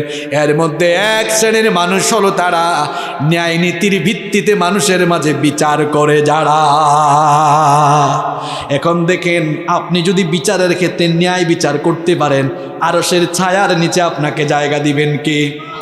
আর যদি বিচার ফয়সালার সময় মানুষের উপরে অবিচার করেন, আপনাকে আমি আর কোন ভাষায় বলবো? আপনার পূর্বের কেউ কিন্তু দুনিয়াতে নাই, আপনিও থাকবেন না, এটা কনফার্ম। মরার পরে জালেম হয়ে আল্লাহর সামনে দাঁড়ানো লাগবে। ওই মৃত্যুকে ভয় করুন, কবরকে ভয় করুন। খুব ভিআইপি আর ভিআইপি ভাব নিয়ে চলাফেরা করেন। বিমানে উঠলে দেখা যায় বিজনেস ক্লাসের সিট আছে, ইকোনমি ক্লাসের সিট আছে। বাসের মধ্যেও দেখবেন আপনি দেখবেন economy class, business class, sleeper coach. ট্রেনে চলেন, লঞ্চে চলেন, সব জায়গায় ক্লাস আছে। কিন্তু ভাইরে ভাই, আপনি মারা যাওয়ার পরে যেখানে যাবেন কবর, ওই কবরের মধ্যে কিন্তু আলাদা কোনো ক্লাস নাই। কথা বলেন, আছে? যত বড় মানুষই হন না কেন, আপনি কি একটি চক্ষু বন্ধ করে চিন্তা করেন না? দুনিয়া থেকে কত মানুষ চলে গেল, সবাইকেই কিন্তু দামি কাপড় খুলে সাদা কাফন দিয়ে পেঁচায়া এরপরে মাটির তৈরি কবরের মধ্যে রেখে আসা হয়। আবার বর্ষাকালে তো মানুষ মারা গেলে আরেক চিত্র দেখবেন, কবর খুঁড়িয়ার নিচ থেকে কি উঠে। আরে নরম বিছানা, দামি বিছানা ছাড়া ঘুম হইতো না, সেই কাদার মধ্যে, পানির মধ্যেই কিন্তু ঘুমাইতে হবে। আর এই শীতকালে যদি আপনাকে কবরে দেওয়া হয়, এই মাটিতে যখন মানুষ রেখে আসবে, কবরটা বড় সাংঘাতিক জায়গা। একা থাকবেন, সাথী থাকবে না, বাতি থাকবে না, স্ত্রী নাই, সন্তান নাই, ছেলে মেয়ে নাই, কেউ নাই। যাদেরকে তো আদর দিয়েছেন, মহব্বত করেছেন, তারাই কিন্তু খাটিয়ায় বহন করে কবরে রেখে আসবে। মাঝে মাঝে কেউ মারা গেলে আপনি মাঝে মাঝে কবরে নেমে তারপর লাশ শোয়ায়েন, তাহলে দেখবেন হেদায়েতের নূর হয়তো অন্তরে আসতে পারে। আমি বহু মানুষকে কবরে শোয়াইছি, আর কবরে যখন রাখবেন কলিজাটা কিন্তু মুচুর দিয়ে উঠে। কি সাংঘাতিক জায়গা! ডানে বামে সব দিকে পিঁপড়া, পোকামাকড়। কবরে রেখে দেওয়ার পরে যখন উপরে বাঁশের ছাউনি দিয়ে দেওয়া হয়, তারপরে যখন আস্তে আস্তে মাটি দেওয়া শুরু হয়, কবরের অন্ধকার বাড়তে থাকে না কমতে থাকে। কবরটা কিন্তু বড় সাংঘাতিক জায়গা, ওই কবরকে ভয় করুন। মানুষের উপরে আর অবিচার করবেন না, জুলুম করবেন না। যদি আপনি জুলুম করেন, নবীজি বলেছেন ইত্তাকুজ জুলম, জুলুম থেকে বিরত হও। ফা ইন্নাজ জুলমা জুলুমাতুন ইয়াউমাল কিয়ামাহ, জুলুমের পরিণাম কিন্তু ভয়াবহ অন্ধকার হবে বলেছেন মুহাম্মদ সাল্লাল্লাহু আলাইহি ওয়াসাল্লাম। কবরটা এমনি অন্ধকার, কবরে কিন্তু বাতি নাই, সাথী নাই। এই যে এখন রাতের বেলা যদি সবগুলো লাইট অপারেটর বন্ধ করে দেয়, এই জায়গাটাও কিন্তু অন্ধকার হয়ে যাবে। এই জায়গা কি আর অন্ধকার, কবর হলো তার চাইতে আরো বেশি অন্ধকার। ওই কবরে কোনো বাতি থাকবে না, সাথীও থাকবে না। আপনি যদি মানুষের উপর জুলুম করে যান, কবরটা কিন্তু আরো অন্ধকার হয়ে যাবে, কবরটা জাহান্নামের গর্তে পরিণত হয়ে যাবে। মানুষের মধ্যে ন্যায় বিচার করে যান, দেখবেন আপনার এই ন্যায় বিচার, নেক আমল কবরে আলো হয়ে যাবে। কবরটাকে আপনার জন্য জান্নাতের বাগান বানিয়ে দিবেন কে? আসতে বলবেন না, আরেকটু জোরে বলেন কে? এই জন্য আমরা মানুষের উপরে কখনো অবিচার করব, ন্যায়ের পথে চলবো, হক কথা বলবো। হক কথা এখন আমরা অনেক হুজুররাই বলতে পারি না। এক হুজুর চাকরি পাইছে নতুন মসজিদে, ঘটনা কি বলবো। এখন হুজুর খুব সুন্দর নোট করেছে, সুদের বিরুদ্ধে ওয়াজ করবে। সুদের বিরুদ্ধে ওয়াজ শুরু করছে, কিছুক্ষণ পর সভাপতি কাশি দিছে। হুজুর বুঝছে ওয়াজ কিন্তু কমন পড়ে গেছে, এখানে আর সুদের ওয়াজ হবে। শুরু করছে আবার সুদের ওয়াজ বদলাইয়া ঘুষের ওয়াজ। এবার সেক্রেটারি কাশি মারছে। হুজুর বুঝছে এই ওয়াজটাও কিন্তু কমন পড়ছে। এবার ঘুষের ওয়াজ বাদ দিয়া কয় আজকে চাঁদাবাজির ওয়াজ করবো, শুরু করছে চাঁদাবাজির ওয়াজ। কিছুক্ষণ পর কেশিয়ার বলে, এখানেও দেখি উহু শুরু হয়েছে। এরকম কাশি শুরু হয়েছে। হুজুর বলে ওয়া আখির দাওয়ানা আলহামদুলিল্লাহি রাব্বিল। এরকম অনেকে মসজিদ কমিটির লোকের ভয়ে হক কথা বলেন, আছে? আরে ভাই, আপনি যদি কারো ভয়ে হক কথা বলতে না পারেন, ইমামতির মতো ওই সম্মানের জায়গা ছেড়ে দিয়ে আপনি মাটি খেটে ভাত খান, এটা আপনার জন্য সম্মানের হবে। আর রাসূলুল্লাহর মিম্বরে বসেছেন, এখানে আপনি কাউকে পরোয়া করে নয়, হক কথা আপনাকে বলতেই হবে। হকের পক্ষে আপনাকে থাকতে হবে, ন্যায়ের পথে চলবেন, ন্যায় কথা বলবেন। এটাই হচ্ছে নবীজির চরিত্র। কষ্ট হচ্ছে আপনাদের? নাম্বার 5, আমার নবীর 5 নাম্বার চারিত্রিক গুণাবলী বলছি। আমার নবী ছিলেন একজন বিনয়ী মানুষ। তিনি কষ্ট পেয়েছেন কিন্তু জীবনে কাউকে কষ্ট দেন, দুঃখ পেয়েছেন কিন্তু কাউকে কখনো দুঃখ দেন। মানুষের সঙ্গে সুন্দর ভাষায় কথা বলতেন, সুন্দর আচরণ করতেন। এখন আমরা দেখা যায় কর্কশ ভাষায় মানুষের সঙ্গে কথা বলি, আঘাত দিয়ে কথা বলি, প্রতিবেশীর হক আমরা নষ্ট করি। নবীজি প্রতিবেশীর কাছ থেকে কষ্ট পেয়েছেন কিন্তু প্রতিবেশীকে কষ্ট দেন। আমরা এখন প্রতিবেশীর কথা বাদ দিলাম, আমরা সন্তান হয়ে নিজের মা বাবার উপরে অনেক সময় জুলুম করে বসি। অথচ আমার নবীর চরিত্রটা কেমন ছিল শুনেন। নবীজি তো জন্মের আগেই বাবা হারিয়েছেন, 6 বছর বয়সে মাকেও হারিয়ে ফেলেছেন। নবীজির দুধমা হালিমাতুস সাদিয়ার প্রতি নবীজির কত সম্মান ছিল শুনেন। নবীজি একবার সাহাবীদের সঙ্গে এক জায়গায় মাংস বন্টন করছেন, ঠিক সেই সময় একজন বৃদ্ধা মহিলা নবীজির দিকে আসতেছেন দেখে নবীজি ওই মহিলাকে রিসিভ করার জন্য এগিয়ে গেলেন। ওই মহিলা বসার জন্য এবার নবীজি তার শাল, তার চাদর মোবারক খুলে বিছিয়ে দিলেন। এই কাণ্ড দেখে সাহাবারা অবাক হয়ে গেলেন। এ কোন ব্যক্তি আসলো যার জন্য নবীজি নিজে তার চাদর মোবারক বিছায়া দিলেন। নবীজি কথোপকথন শেষ করে আসার পর সাহাবীরা জানতে চাইলেন, ওগো আল্লাহর নবী, বুঝলাম না কার সম্মানে নবীজি এগিয়ে গেলেন, আবার কার সম্মানে নবীজি তার চাদর মোবারক বসার জন্য বিছিয়ে দিলেন। নবীজি বললেন, সাহাবীরা, যার জন্য এগিয়ে গেলাম আর যার জন্য চাদর বিছিয়ে দিলাম সে দুনিয়ার সাধারণ কোনো মানুষ নয়। আমি তো দুনিয়াতে আসার পরে আমার মায়ের কোলে কাকে চড়ে বড় হওয়ার কিসমত বেশি দিন হয় নাই। যেই মহিলার কোলে কাকে চড়ে আর যেই মহিলার দুধ পান করে আমি বেড়ে উঠেছি, ইনি হচ্ছেন আমার দুধমা হালিমাতুস সাদিয়া। সুবহানাল্লাহ। তো নবীজি তার দুধ মায়ের সাথে এমন সম্মানজনক আচরণ করেছেন, আর আপনি আপনার আপন মায়ের খোঁজ খবর নেন না। ছোট্টবেলার সেই কাহিনী ভুলে গিয়েছেন আপনি। আপনার যখন সামান্য একটু জ্বর হতো, আপনার মা আপনার বাবাকে জানাতো, আপনার ছেলের জ্বর হয়েছে, তাড়াতাড়ি হসপিটালে নিয়ে যান। আরে আপনার বাবা টাকা পয়সা না থাকলেও মানুষের কাছ থেকে ধার করে এনে আপনার চিকিৎসা কিন্তু ঠিক মতো করিয়েছে। আপনি এই অবস্থা ভুলে গিয়েছেন। আজ আপনার বাবা বুড়া মানুষ, অসুস্থ অবস্থায় বিছানায় পড়ে আছে, আপনি ঠিক মতো চিকিৎসা করান না। আপনার মা বুড়ি মানুষ, অসুস্থ, চিকিৎসা করান না। ছোটবেলার সব কথা আপনি ভুলে গিয়েছেন, এমন মুখ খারাপ হয়েছেন। নবীজি বলেছেন মা বাবার সঙ্গে খেদমত, মা বাবার সঙ্গে উত্তম আচরণ করো, তাদের খেদমত করো। মা বাবার সন্তুষ্টিতে আল্লাহ সন্তুষ্ট, মা বাবার অসন্তুষ্টিতে অসন্তুষ্ট কে? নবীজি বলেছেন হুমা জান্নাতুকা হুমা নারুকা, এই মা বাবা তোমার জন্য জান্নাত, আবার মা বাবা তোমার জন্য জাহান্নাম। খবরদার আমার যুবক ভাইরা, মা বাবাকে কখনো কষ্ট দিও না। রাগ করে, গলা মোটা করে, ঝিরকি দিয়ে কথা বলো না, বরং আল্লাহ বলছেন ওয়াকুল লাহুমা কওলান কারীমা, তোমার মা বাবার সাথে সম্মানজনক ভাষায়, ভদ্র ভাষায়, বিনয়ের সঙ্গে কথা বলো। আদেশটা কার? মা বাবার সঙ্গে ভাষা নরম করে, কণ্ঠ নরম করে কথা বলবেন, চোখ মোটা করে কথা বলবেন না, মাথা নিচু করে সুন্দর করে কথা বলবেন, ভদ্র ভাষায় কথা বলবেন।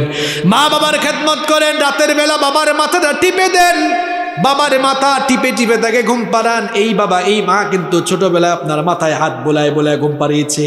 এখন বাবা বৃদ্ধ মানুষ, বুড়া মানুষ, হাত পাটা একটু টিপে দেন, মাথা টিপে দেন, ঘুম পাড়ান। মা বাবার কাপড় চোপড়গুলো মাঝে মাঝে ধুয়ে দেন, মাঝে মাঝে কেন পারলে রেগুলার ধুয়ে দেন। ছোটবেলা আপনার বাবা আর মায়ের কোলে আপনি কত প্রস্রাব পায়খানা করেছেন, কোনোদিন রাগ করছেন? তো এখন আপনি মা বাবা বুড়া হয়ে গিয়েছেন, তাদের কাপড় ধুয়ে দেন। এই যে এখন বাজার থেকে আসতেছেন, শীতের দিনে বাজারে কমলা আছে, কমলা কিনে আনেন, কমলা কিনে এনে ছিলে ছিলে মা বাবার পাশে বসে আদর করে করে খাওয়ায় দেন। দেখবেন মা বাবা খুশি হয়ে যদি একটা মুচকি হাসি দেয়, রে ভাই, আল্লাহর আরশ আপনার উপর খুশি হয়ে যাবে। মা বাবার খেদমত করুন, মা বাবার খেদমত করুন। ঘরের ভেতরে জান্নাত রেখে অন্য জায়গায় জান্নাত তালাশে যাওয়া লাগবে না। নবীজি বলেছেন তোমার মায়ের পায়ের তলায় আমি তোমার জন্য জান্নাত রেখেছি। সুবহানাল্লাহ। মা বাবা হলো, যুবক ভাইরা শোনো, মা বাবা হলো তোমার জন্য সবচেয়ে বড় পীর। এর চাইতে বড় পীর তোমার জন্য আর নাই। তুমি যে পিসাবের কাছে মুরিদ হইছ, ওই পিসাবের দোয়া তোমার জন্য কবুল হইতেও পারে, নাও হইতে পারে, 50-50। কিন্তু তিনজন দোয়া করলে আল্লাহ ফিরাইয়া দেন না। এক নাম্বার হচ্ছে মুসাফির, মুসাফিরের দোয়া ফিরাইয়া দেন না কে? দুই নাম্বার হচ্ছে মজলুম, মজলুমের দোয়াও ফিরাইয়া দেন না কে? 3 নাম্বার মা বাপরে খুশি করেন। মা বাপ যদি খুশি হয়ে একটা দিন হাত তুলে দেয়, দুনিয়া আখিরাত আপনার উজালা হয়ে যাবে। সন্তানের জন্য মা বাপ যখন আল্লাহর কাছে হাত তুলে, ওই হাত আল্লাহ খালি হাতে ফিরাইয়া দেন না। দুনিয়ায় সম্মান চান, আখিরাতে নাজাত চান, মা বাবার খেদমত করেন, মা বাবার খেদমত করেন, মা বাবার খেদমত করেন। তাদের চেয়ে বড় অলি আপনার জন্য আর কেউ নাই, ঠিক কি না? নাম্বার 6, নবীজি ছিলেন একজন আদর্শবান স্বামী। আমরাও বিয়ে করে অনেকে স্বামী হয়ে গেছি। যারা বিয়ে করো নাই তারা তো এখনো মিসকিন আছো। তবে বিয়ের আগেই তোমাদের জন্য কথাগুলো আরো বেশি কার্যকরী হবে, কারণ জেনে ফেললে মানতে অসুবিধা হয় কম না বেশি? মানতে অসুবিধা হয় বেশি না? আপনাদের জোশ চলে গেছে তাই না? আমিও শেষ দিকে আসছি। বলেন তো, জেনে ফেললে মানতে সুবিধা হয় কম না বেশি? তো আগে ভাগেই জানি ফেলি। যুবকরা আবার শোনার, যারা বিয়ে করে ফেলছেন তারাও শোনেন। আমার নবী কেমন আদর্শবান স্বামী ছিলেন। আমরা অনেকেই নিজের বিবির সাথে, স্ত্রীর সাথে দুর্ব্যবহার করি, আছে না নাই? আরে বাপ রে বাপ, বিয়ের পরে ভাবখানা এমন যেন সে নবাব জাদা নসরুল্লাহ, আর বউকে বানাইছে দাসী। সারাদিন ঘরের বাইরে ছিল, ঘরে এসে দেখেছে বউ এখনো খাবার বানায় নাই। মাথা নরম না গরম? তো গরম হওয়া তো নবীর সুন্নত না, আপনার যে গরম হয়। আম্মা জানা আয়েশা রাদিয়াল্লাহু আনহা বলেছেন, নবীজি সারাদিন ঘরের বাহির থেকে ফিরে ঘরের মধ্যে ঢুকেছেন, যদি দেখতেন এখনো রান্না বান্না খাবার দাবার প্রস্তুত হয় নাই, নবীজি রাগ করতেন না, বরং বলতেন আয়েশা গো, আমাকেও রান্না করে নিয়ে যাও, আমি রান্না বান্নার কাজে আজ তোমাদেরকে সহযোগিতা করব। কোনোদিন ভাবিকে বলছেন চলো আজকে আমি একটু পেঁয়াজ কেটে দেই, তোমাকে একটু আলু কেটে দেই? বলছেন কোনোদিন? বলবেন কেমনে? আপনার জীবনটা তো দাম্পত্য জীবন তেনা তেনা হয়ে গেছে, সুখ নাই, শান্তি নাই, কারণ আপনার দাম্পত্য জীবনে রোমান্স নাই। আর রোমান্স আপনি যার কাছ থেকে শিখবেন তার জীবনই তো আপনি পড়েন নাই।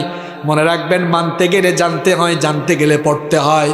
আমাদের বেশিরভাগ মুসলমান ভাই বোনরা নবীজির জীবনীটা একবারও পড়ে নাই, এরকম আছে না নাই? তো সে তো পড়ে নাই, জানবে কেমনে? না জানলে সে মানবে কেমনে? আমার আপনার নবীর দাম্পত্য জীবন কত চমৎকার ছিল শুনেন। আম্মা জান আয়েশা রাদিয়াল্লাহু আনহা বলেছেন, আমি যখন কোনো মাংসের টুকরা বা হাড্ডির টুকরা চাবাতাম, নবীজি আমার হাত থেকে তা কেড়ে নিয়ে যেই জায়গায় ঠোঁট লাগিয়ে আমি খেয়েছিলাম, ঠিক ওই জায়গায় ঠোঁট লাগিয়ে নবীজি খাওয়া শুরু করতেন। বলেন তো মহব্বত কম ছিল না বেশি ছিল? আপনারা তো ভাবি আর আপনি একসাথে খাইতেও পারেন না, খাইলেও একজন আর একজনের খাওয়াই দেন না, মাঝে মাঝে খাওয়াই দিন, এটাও সুন্নত। এক গ্লাসে পানি পান করবেন, গ্লাসটাও আপনারা আলাদা করে ফেলছেন, মহব্বত থাকবে কেমনে? আম্মা জান আয়েশা রাদিয়াল্লাহু আনহা বলেছেন, আমি গ্লাসের যেই জায়গায় ঠোঁট লাগিয়ে পানি পান করতাম, আমার নবীও গ্লাসের ঠিক ওই জায়গায় ঠোঁট লাগিয়ে তিনিও পানি পান করতেন। নিজের বিবিকে মহব্বত করবেন, ভালোবাসবেন, সময় দিবেন, বউয়ের সাথে সুন্দর আচরণ করবেন। ঘরে যখন যাবেন খাটাসের মতো কথা বলবেন না, ভাষা সুন্দর করে তারপরে কথা বলবেন। গিয়াই বউকে আগে একটা সালাম দিবেন। সালাম কি আপনারা দেননি? শুদ্ধ করে সালাম দিতে পারেন তো? দেখি একটা সালাম দেন। ওয়ালাইকুম আসসালাম ওয়া রাহমাতুল্লাহি ওয়া বারাকাতুহু। এখন তো অনেকে সালাম দেয় স্টাইল করে, কয় আসসালামু আলাইকুম। কারণ সালাম মানে শান্তি আর সাম মানে মৃত্যু। আসসালামু আলাইকুম মানে তোমার উপর শান্তি বর্ষিত হোক, আর সাম আলাইকুম মানে তুই মরি যা। সালামের সঙ্গে সাম আলাইকুমের সম্পর্ক আছে? আবার মহিলারা স্টাইল করে সালাম দেয়, আসসালামু আলাইকুম। আরে বাপরে বাপ, তারা সাম আলাইকুম না, আসসালাম আলাইকুম, আসসালাম আলাইকুম, খুব স্টাইল করে বলে আসসালামু আলাইকুম। আরে বাপরে, এটা কোন জাতের সালাম? সালাম হচ্ছে আসসালামু আলাইকুম ওয়া রাহমাতুল্লাহি ওয়া বারাকাতুহু, এভাবে দিবেন। ভাবিকে গিয়া সালাম দিবেন। ঘরের ভিতর ঢোকার সময় সালাম দিতে হয়, আদেশটা কার? ফাইদা দাখালতুম বুয়ুতান ফাসাল্লিমু আলা আনফুস, আছে না নাই? ঘরে ঢোকার সময় সালাম দিতে হয়। আপনারা সালাম দেন? কয় আমি কেন সালাম দিব? আমি জামাইয়ে না, জামাইকে সালাম দেয় নাকি? তো আপনি জামাই হয়েছেন বলে কি হয়েছে? সালাম দিবেন। এক ভাই কয় হুজুর সালাম দিয়ে একদিন বিপদেও পড়ছে। কি বিপদ? কয় কলিং বেল চাপছি, বউ দরজা খুলছে, বললাম আসসালামু আলাইকুম, বউ সালামের উত্তর তো দিলই না। কয় কি ঢং করো, ফাইজলামি করো আমার সাথে, আমারে তুমি চিনো না? না, আমরা মনে করি নির্দিষ্ট স্পেসিফিক কিছু লোককে সালাম দেওয়া যায় না। সালাম আমরা এক মুসলমান আরেক মুসলমানকে দিতে পারবো, ছোট বড় কোনো অসুবিধা। তাহলে নিজের বিবিকে মহব্বত করবেন। আমার নবী ছিলেন একজন আদর্শবান স্বামী। মাঝে মাঝে গিফট দিবেন, বিবাহ বার্ষিকী আসলে পরে চমৎকার চমৎকার সারপ্রাইজ দিবেন। পারবেন তো ইনশাআল্লাহ? এরপরে আসেন নাম্বার 7, 7 নাম্বার, আমার নবী ছিলেন একজন আদর্শবান পিতা, আদর্শবান বাবা। নবীজি নবুয়ত আর রিসালাতের এত ভারী বোঝা, এত ভারী দায়িত্ব পালন করার পরেও কখনো তার সন্তানদের খোঁজ খবর রাখতে তিনি দ্বিধাবোধ করেন নাই। সন্তানদের খোঁজ খবর রেখেছেন, কে কি করছে না করছে সব খোঁজ খবর রাখতেন। দ্বীনের পথে এগিয়ে দেওয়ার জন্য তিনি সবসময় তাদেরকে নসিহত করছেন।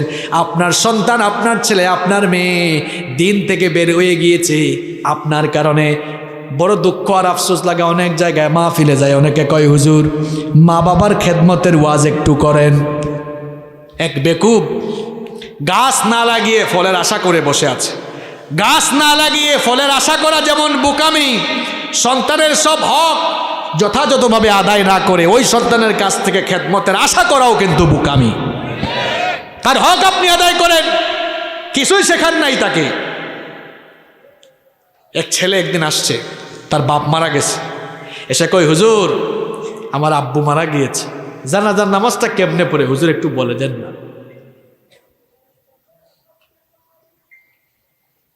চিন্তা করছেন,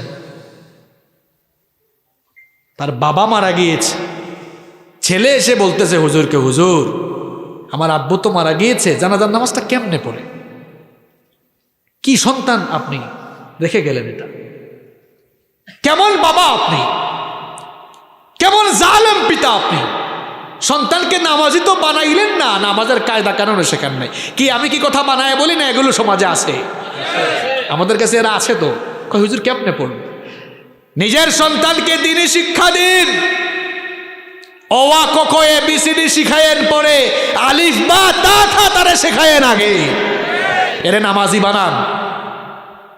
সবাইকে আলেম বানাইতে হবে কথাটা এমন নয়। আপনার ছেলেকে সায়েন্সে, মেয়েকে সায়েন্সে, আর্টস, আপনি কমার্সে পড়ান, এ লেভেলে অ লেভেলে পড়ান, অসুবিধা নাই। সিস্টেমটা মেনটেন করেন, আগে কোরআন শেখান। তাইলে এটা আর কুসন্তান হবে না, অমানুষ হবে না, অসভ্য হবে না। অন্তত সবাই সবার সন্তানগুলোকে জানাজার নামাজে ইমামতির যোগ্যতা সম্পন্ন বানান। জানাজার নামাজে ইমামতির জন্য কি বড় আলেম হওয়া লাগে? আপনার ছেলে যদি নামাজ বিশুদ্ধ করে আদায় করার নিয়ম জানে, তেলাওয়াত যদি সহি থাকে, আপনি মারা যাওয়ার পর আপনার ছেলে আপনার জানাজায় ইমামতির জন্য বেস্ট। এটা গুডও না, বেটারও না, কি বলছি? বেস্ট, উত্তম। কেন উত্তম? আপনি মারা গেলেন, হয়তো আপনাদের মসজিদের ইমাম সাহেব ভালো আলেম, বড় আলেম, কিন্তু তিনি জানাজার নামাজ ইমামতির সময় ওনার ভেতর যে আবেগ আবেগ থাকবে, আপনার ছেলের ভেতরে কি ওই সেম আবেগ থাকবে? নো। দেখেন, আমি যখন আলিম পরীক্ষা দেওয়ার পরে আমার বাবা মারা গেলেন, আমার বাবার জানাজায় আমি নিজেই ইমামতি করলাম। তো আমার বাবার জানাজায় আমি যখন ইমামতি করলাম, চক্ষু থেকে তো পানি পড়লই। প্রত্যেকটা তাকবীরের সময় কলিজাটা মোচড় দিয়ে উঠলো। অন্য কোনো হুজুর হইলে এটা হইতো?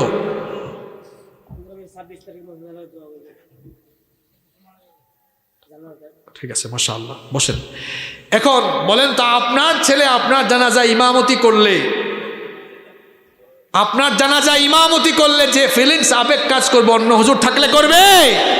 আমার বাবারা, প্লিজ নিজের সন্তানগুলোকে নামাজি বানিয়ে যান। আপনারা সন্তানের কাছ থেকে খেদমতের আশা আপনারা ঠিকই করেন, কিন্তু তার হক তো আপনি আদায় করেন না। তার হক আদায় করেন, তাকে দিন শেখান, দিন শেখান, দিন শিখান, দিনই শিক্ষায় শিক্ষিত করুন, নামাজি বানান। আপনার সন্তানের জন্য আমরা ওয়াজ করা লাগবে না, সে এমনি আপনার খেদমত করবে। তার হক আপনি আদায় করবেন না, আপনার সাথে অসভ্য আচরণ করবে। এমনকি আপনাকে ঘর থেকে বের করে ওল্ড হোম, বৃদ্ধাশ্রমে পর্যন্ত রেখে আসারও সম্ভাবনা আছে। এজন্য একজন আদর্শবান পিতা হন।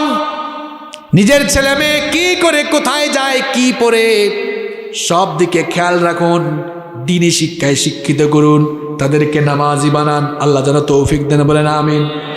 8 নম্বর, আমার নবী ছিলেন একজন আদর্শবান দাদা, আদর্শবান নানা। আপনারা অনেকে এখানে দাদা হয়ে গেছেন, নানা হয়ে গিয়েছেন। দেখেন, আমার নবী তার 2 নাতি কলিজার টুকরা হাসান এবং হোসাইনকে এত মহব্বত করতেন। একজনকে ডান কাঁধে আরেকজনকে বাম কাঁধে নিয়ে নবীজি একবার ঘর থেকে বের হলেন, একবার হাসানকে চুমু দেন, আরেকবার হোসেনকে চুমু দেন। এক সাহাবী দেখে বললেন, নবী গো, এই 2 নাতিকে আপনি কি খুব বেশি মহব্বত করেন নাকি? নবীজি বললেন, মান আহাব্বাহুমা ফামান আহাব্বানি ওমান আবগাদাহুমা ফাকাদ আবগাদানি। যে আমার এই 2 নাতিকে ভালোবাসলো, সে যেন আমি নবীকে ভালোবাসলো। যে আমার এই 2 নাতিকে আঘাত করলো, সে যেন আমি নবীর কলিজায় আঘাত দিল। নবীজি তার 2 নাতিদেরকে নিয়ে মসজিদে আসতেন। আপনারাও যারা নানা হয়েছেন, দাদা হয়েছেন, নাতিদেরকে নিয়ে মসজিদে আইসেন। বাপ যারা হয়েছেন, আপনারাও 7 বছরের উপরে ছেলেরা চলে গেলে মসজিদে নিয়ে আইসেন। দেখেন, আমার নবী, আপনারা তো অনেক সময় বাচ্চাদেরকে মসজিদে দেখলে আপনারা রাগ করেন। একবার এক চাচা দেখলাম ধমকাইতেছে। আমি মসজিদে ঢুকছি, শুনলাম চাচা বলতেছে, হাট হাট হাট হাট। আমি ভাবলাম মসজিদে কুকুর ঢুকলো নাকি, দেখি না, কুকুর না, এক চাচা বাচ্চাদেরকে ধমকাইতেছে। বললাম, চাচা বাচ্চাগুলাকে ধমকান কেন? কয়, দেখেন না, মসজিদে ঢুকে এরা শয়তানে দুষ্টুমি করে, হাসি ঠাট্টা করে। বললাম, করুক, অসুবিধা কোথায়? হাসি ঠাট্টা করতে করতে এরা নামাজ শিখবে। আপনি তাকে বের করে দিলে তো সে আর নামাজে আসবে? নবীজি কোনোদিন বাচ্চাদেরকে মসজিদ থেকে বের করে দিতেন না। 2 নাতি হাসান আর হোসাইন, এদেরকে নিয়ে নবীজি জুমার দিনে মসজিদে আসলেন। জুমার দিনে নবীজি মিম্বরে দাঁড়িয়ে খুতবা দিচ্ছেন। 2 জন মুসল্লিদের সামনে দিয়ে হাঁটাহাঁটি করে, দৌড়াদৌড়ি করে, চিল্লাচিল্লি করে। নবীজি রাগ করলেন না, খুতবা বন্ধ করে 2 জনকে হাতে ধরলেন। আবার মিম্বরে এসে 2 জনকে ধরে জুমার খুতবা চালিয়ে গেলেন। ধমকাইছেন নাকি? আবার আরেকদিন নবীজি ইমামতি করছেন, সাজদায় গেলেন। নবীজির নাতি হুসাইন নবীজির পিঠের উপর উঠলেন, আর নবীজির মাথার চুল ধরে ধরে টানলেন, আর বললেন, আমি এখন ঘোড়ার উপর উঠছি। কিসের উপর? নবীজি মনে মনে চিন্তা করলেন, এক্ষুনি যদি মাথা সাজদা থেকে উঠায় ফেলি আমার নাতি আমার পিঠের উপর থেকে পড়ে যাবে, হয়তো সে একটু কষ্ট পাবে। এজন্য নবীজি ভাবলেন আমার নাতির কষ্ট না হোক, আমার নাতি আরো আরাম করে খেলুক, এই জন্য নবীজি সাজদা আরো লম্বা করে দিলেন। তাহলে বলেন তো, বাচ্চাদেরকে মসজিদে আসার সুযোগ করে দেওয়ার দরকার কম না বেশি? যত বেশি তারা মসজিদে আসবে তত তারা নামাজি হবে, মসজিদমুখী হবে, ঠিক কিনা? এরপরে দেখেন 9 নম্বর, আমার নবী ছিলেন একজন আদর্শবান রাজনৈতিক নেতা। এখানে যত রাজনৈতিক ব্যক্তিত্ব এসেছেন আপনাদের উদ্দেশ্যে কথাগুলো বলি, আপনারা মানলে মানেন, না মানলে নাই, আমার আপত্তি নাই। বুঝলে বুঝভাতা, না বুঝলে তেজভাতা। মনে রাখবেন নবীর জীবনে কিন্তু কোনো কিছু বাদ। আমার নবী যদি রাজনীতির বাইরে থাকতেন, আপনারা কোন দিকে কমন সেন্স খাটাইয়া 10 বছর মদিনা রাষ্ট্রের প্রেসিডেন্ট তিনি ছিলেন কেমনে? মদিনা রাষ্ট্র, একটা রাষ্ট্র চালাইতে হইলে তো আইন লাগে, লাগে কি লাগে না? একটা রাষ্ট্র চালাইতে গেলে সংবিধান লাগে। নবীজির সংবিধানের নাম ছিল, আরো জোরে, কারণ আপনি রাজনীতি করতেই পারেন, কোরআনের বাইরে রাজনীতি করেন, অসুবিধা নাই। আমি আপনাকে গালিও দিব না, বকাও দিব না। আমি জাস্ট একটা প্রশ্ন করে এই পয়েন্ট থেকে সরব, কবরের মধ্যে রাখার সময় মানুষকে আমরা কি বলি? বিসমিল্লাহি। এই তো জায়গা মতো আসছেন। অর্থ কি বিসমিল্লাহ? আল্লাহর কথা কন না কেন? আল্লাহর নামে, ওয়া আলা মিল্লাতি রাসূলিল্লাহ, রাসূলের দলে উঠায় দিলাম। কিও কারে আপনি কার দলে উঠান? হে কি সারা জীবন রাসূলের দল করছে নাকি? কইবেন হুজুর রাসূলের দল পৃথিবীতে আছে নাকি? রাসূলের দল পৃথিবীতে একটাই, সেটা হলো ইসলাম। ইসলামওয়ালা লোকেরা কোরআন ছাড়া অন্য দিকে যাবে? আপনি যদি জীবন যৌবন কোরআনের বিরুদ্ধে কাটান, নবীজি বলবেন যেই লোকটার জীবন যৌবন আমার কোনো কাজে লাগলো না, কোরআনের কাজে লাগলো না, তার মরা লাশ নিয়ে এখন আর আমি কি করতাম? এই জন্য মরার পরে যদি রাসূলুল্লাহর দলে যেতে চান, নবীজির সুপারিশ চান, যতদিন বাঁচবেন ততদিন কোরআনের দলে থাকা লাগবে। এই জন্য বলছি, বুঝলে বুঝভাতা, না বুঝলে তেজভাতা। থাকলে থাকেন, না থাকলে থাকলে লাভ আপনার, না থাকলে লস। ইসলাম আপনার কাছে দায়বদ্ধ না, কোরআন আপনার কাছে দায়বদ্ধ না। কি মায়ার ভাষায়, মহব্বতের ভাষায়, আদরের ভাষায় আপনারে বুঝাই, তারপরেও না বুঝলে আমি কি করতাম? ইসলাম আর কোরআন আপনার কাছে দায়বদ্ধ না। আপনি ইসলাম না মানলে, কোরআন না মানলে ইসলামের কিছু আসে যায় না, কোরআনের কিছু আসে যায় না, আল্লাহরও কিছু আসে যায়। মানলে আপনার লাভ, না মানলে আপনার। এজন্য বলেছি ইসলাম আর কোরআন আপনার কাছে দায়বদ্ধ নয়, বরং আপনি নিজেই ইসলাম আর কোরআনের কাছে দায়বদ্ধ। আর কেমনে বুঝাইতাম আপনারে? বুঝলে ভালো, আল্লাহ যেন আমাদেরকে হেদায়াত দেয়। খুব কষ্ট হচ্ছে আপনাদের, আমিও শেষ পয়েন্টে চলে আসছি। নবীজির 10 নম্বর চারিত্রিক গুণাবলী বলছি। আমার নবী ছিলেন একজন আদর্শবান রাষ্ট্রনেতা। খুব ভালো করে শুনুন, কেমন নেতা তিনি ছিলেন। মানুষের নেতৃত্ব যখন দিলেন, আহারে কি চমৎকার গুণাবলী তার মধ্যে বিদ্যমান। আমার নবী মদিনা রাষ্ট্রের প্রেসিডেন্ট। তখন মদিনা রাষ্ট্রের প্রেসিডেন্ট, চিন্তা করেছেন, একটা এলাকার প্রেসিডেন্ট, একটা দেশের প্রেসিডেন্ট। ওমর রাদিয়াল্লাহু আনহু, শেষ গল্প বলতেছি শুনেন। ওমর রাদিয়াল্লাহু আনহু নবীজির খেদমতে গেলেন। নবীজি তখন দড়ি দিয়া বুনানো একটা খাটিয়ার মধ্যে, পিঠের নিচে কোনো ল্যাপ নাই, তোশক নাই, কম্বল নাই, মাথার নিচে হাত মুবারক রেখে এই দড়ির উপরে এই নবীজি শুয়ে আছেন। ওমর রাদিয়াল্লাহু আনহুকে দেখে নবীজি উঠে বসলেন। ওমর রাদিয়াল্লাহু আনহু লক্ষ্য করলেন নবীজির পিঠের মধ্যে দড়িগুলোর দাগ বসে গিয়েছে। ওমর রাদিয়াল্লাহু আনহু বললেন, নবী গো, আপনি হচ্ছেন এই দুনিয়ার সর্বশ্রেষ্ঠ মহামানব। আল্লাহর পরেই হচ্ছে আপনার স্ট্যাটাস, আল্লাহর পরেই হচ্ছে আপনার মর্যাদা। আপনি হচ্ছেন সমস্ত রাসূলদের ইমাম, আপনি হচ্ছেন মদিনা রাষ্ট্রের প্রেসিডেন্ট, কিন্তু ল্যাপ তুষকের অভাবে আপনার পিঠের মধ্যে দাগ পড়ে গেল। নবী গো, আমার সহ্য হয় না। ওমর রাদিয়াল্লাহু আনহু চিৎকার করে করে কাঁদলেন আর বললেন, নবী গো, আদেশ দেন, আপনার জন্য আমি বাইতুল মাল থেকে ল্যাপ তুষক কম্বলের ব্যবস্থা করে দিই। নবীজি বললেন, ওমর রে, আমি যাদের নেতা হয়েছি এখনো ঠিক মতো তারা অনেকেই ঠিক মতো বিছানায় ঘুমাইতে পারে না। আমি নবী হয়ে তাদের নেতা হয়ে কেমনে ঠিক মতো বিছানায় ঘুমাবো? আমি তো এই দুনিয়ায় সুখ শান্তি করার জন্য আসি নাই, আমি এসেছি দুনিয়ার পথ আর মানবতাকে পথের দিশা দেওয়ার জন্য। নবী যেমন ছিলেন তার সাথের মানুষগুলাকেও তিনি এরকম করে তৈরি করে গিয়েছিলেন। সর্বশেষ একটি ঘটনা বলবো, শোনার ধৈর্য আছে আপনাদের। ওমর রাদিয়াল্লাহু আনহু তিনি কি ছোটখাটো কোনো সমাজের শাসনকর্তা নাকি অর্ধ পৃথিবীর শাসনকর্তা? অর্ধ পৃথিবীর শাসনকর্তা। শেষ ঘটনাটা মন দিয়ে শুনেন। তিনি রাতের বেলা মোমবাতির আলো জ্বালিয়ে ঘরের মধ্যে কাজ করছেন। সেই সময় কি এমন ইলেকট্রিক্যাল লাইট ছিল নাকি? রাতের বেলা মোমবাতি জ্বালিয়ে কাজ করছেন। এমন সময় তার কিছু রিলেটিভ, তার কিছু আত্মীয় স্বজন তার সঙ্গে দেখা করতে আসলেন। দরজায় এসে নক করলেন। ওমর রাদিয়াল্লাহু আনহু থামিয়ে দিলেন, বললেন থামো। দরজা এদেরকে আটকে দিয়ে তার সামনে থাকা মোমবাতির আগুন ফু দিয়ে নিভায়া দিলেন। নতুন আরেকটি মোমবাতিতে আগুন জ্বালালেন। এরপরে বললেন এবার ভেতরে আসো। এরা ভেতরে এসে জিজ্ঞেস করলো, আমিরুল মুমিনিন আপনার সামনেই তো একটি মোমবাতিতে আগুন জ্বালানো ছিল, সেটা ফু দিয়ে বন্ধ করে দিয়ে কি কারণে নতুন আরেকটি মোমবাতিতে আগুন জ্বালালেন? ওমর রাদিয়াল্লাহু আনহুর জবাবটা শুনেন।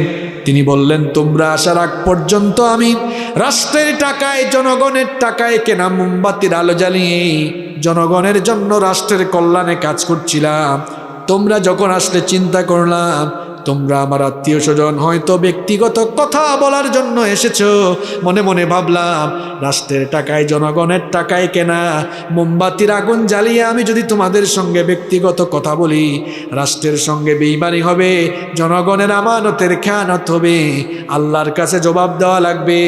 এই ভয়ে রাষ্ট্রের টাকায় কেনা মোমবাতির আগুন ফু দিয়ে নিভিয়ে দিয়ে নিজের টাকায় কেনা মোমবাতির আগুন জ্বালিয়ে তোমাদের সঙ্গে কথা বলছি। বলেন তো আমরা যদি রাজনীতির ক্ষেত্রে, নেতৃত্বের ক্ষেত্রে এমন আদর্শ গ্রহণ করতে পারতাম, বলেন তো আমাদের সমাজটা, আমাদের দেশটা এগিয়ে যেত না পিছিয়ে যেত? মানে এই ঘটনাগুলো ওয়াজের মাহফিলে বলার কারণে আপনার যদি খারাপ লাগে, আর যুবকদেরকে যদি মাহফিল করতে বাধা দেন, বোঝা যাবে অন্যায় অপরাধ জগৎকে নেতৃত্ব দিতে চায় যারা, কোরআনের মাহফিলে বাধা হয়ে দাঁড়ায় তারা। সাফ সাফ কথা, আপনি যেই হন না কেন, কোরআন মানলে, ইসলাম মানলে লাভটা কিন্তু আপনার, ইজ্জত বাড়বে আপনার, সম্মান বাড়বে আপনার, আবার কিয়ামতের দিন আপনাকে নাজাত দিবেন কি? দেখেন আজকে 10টা চারিত্রিক গুণাবলীর কথা বললাম, এগুলো যদি আমরা সবাই মানতে পারি, আমাদের ব্যক্তি জীবন, পরিবার জীবন, সমাজ জীবন, আমাদের দেশ আগাবে না পিছাবে? সুন্দর হবে না অসুন্দর হবে? তাহলে এই 10টা চারিত্রিক গুণাবলী আমরা আমাদের মধ্যে অর্জন করতে পারবো তো? ইনশাআল্লাহ। আল্লাহ তৌফিক দান করেন। আল্লাহ যেন যে 10টি চারিত্রিক গুণাবলীর কথা বললাম প্রত্যেকটি আমাদের মধ্যে ডেভেলপ করার, প্রত্যেকটি গুণ অর্জন করে জীবন পরিচালনা করার তৌফিক যেন আল্লাহ আমাদেরকে দান করেন। সবাই বলেন আমিন।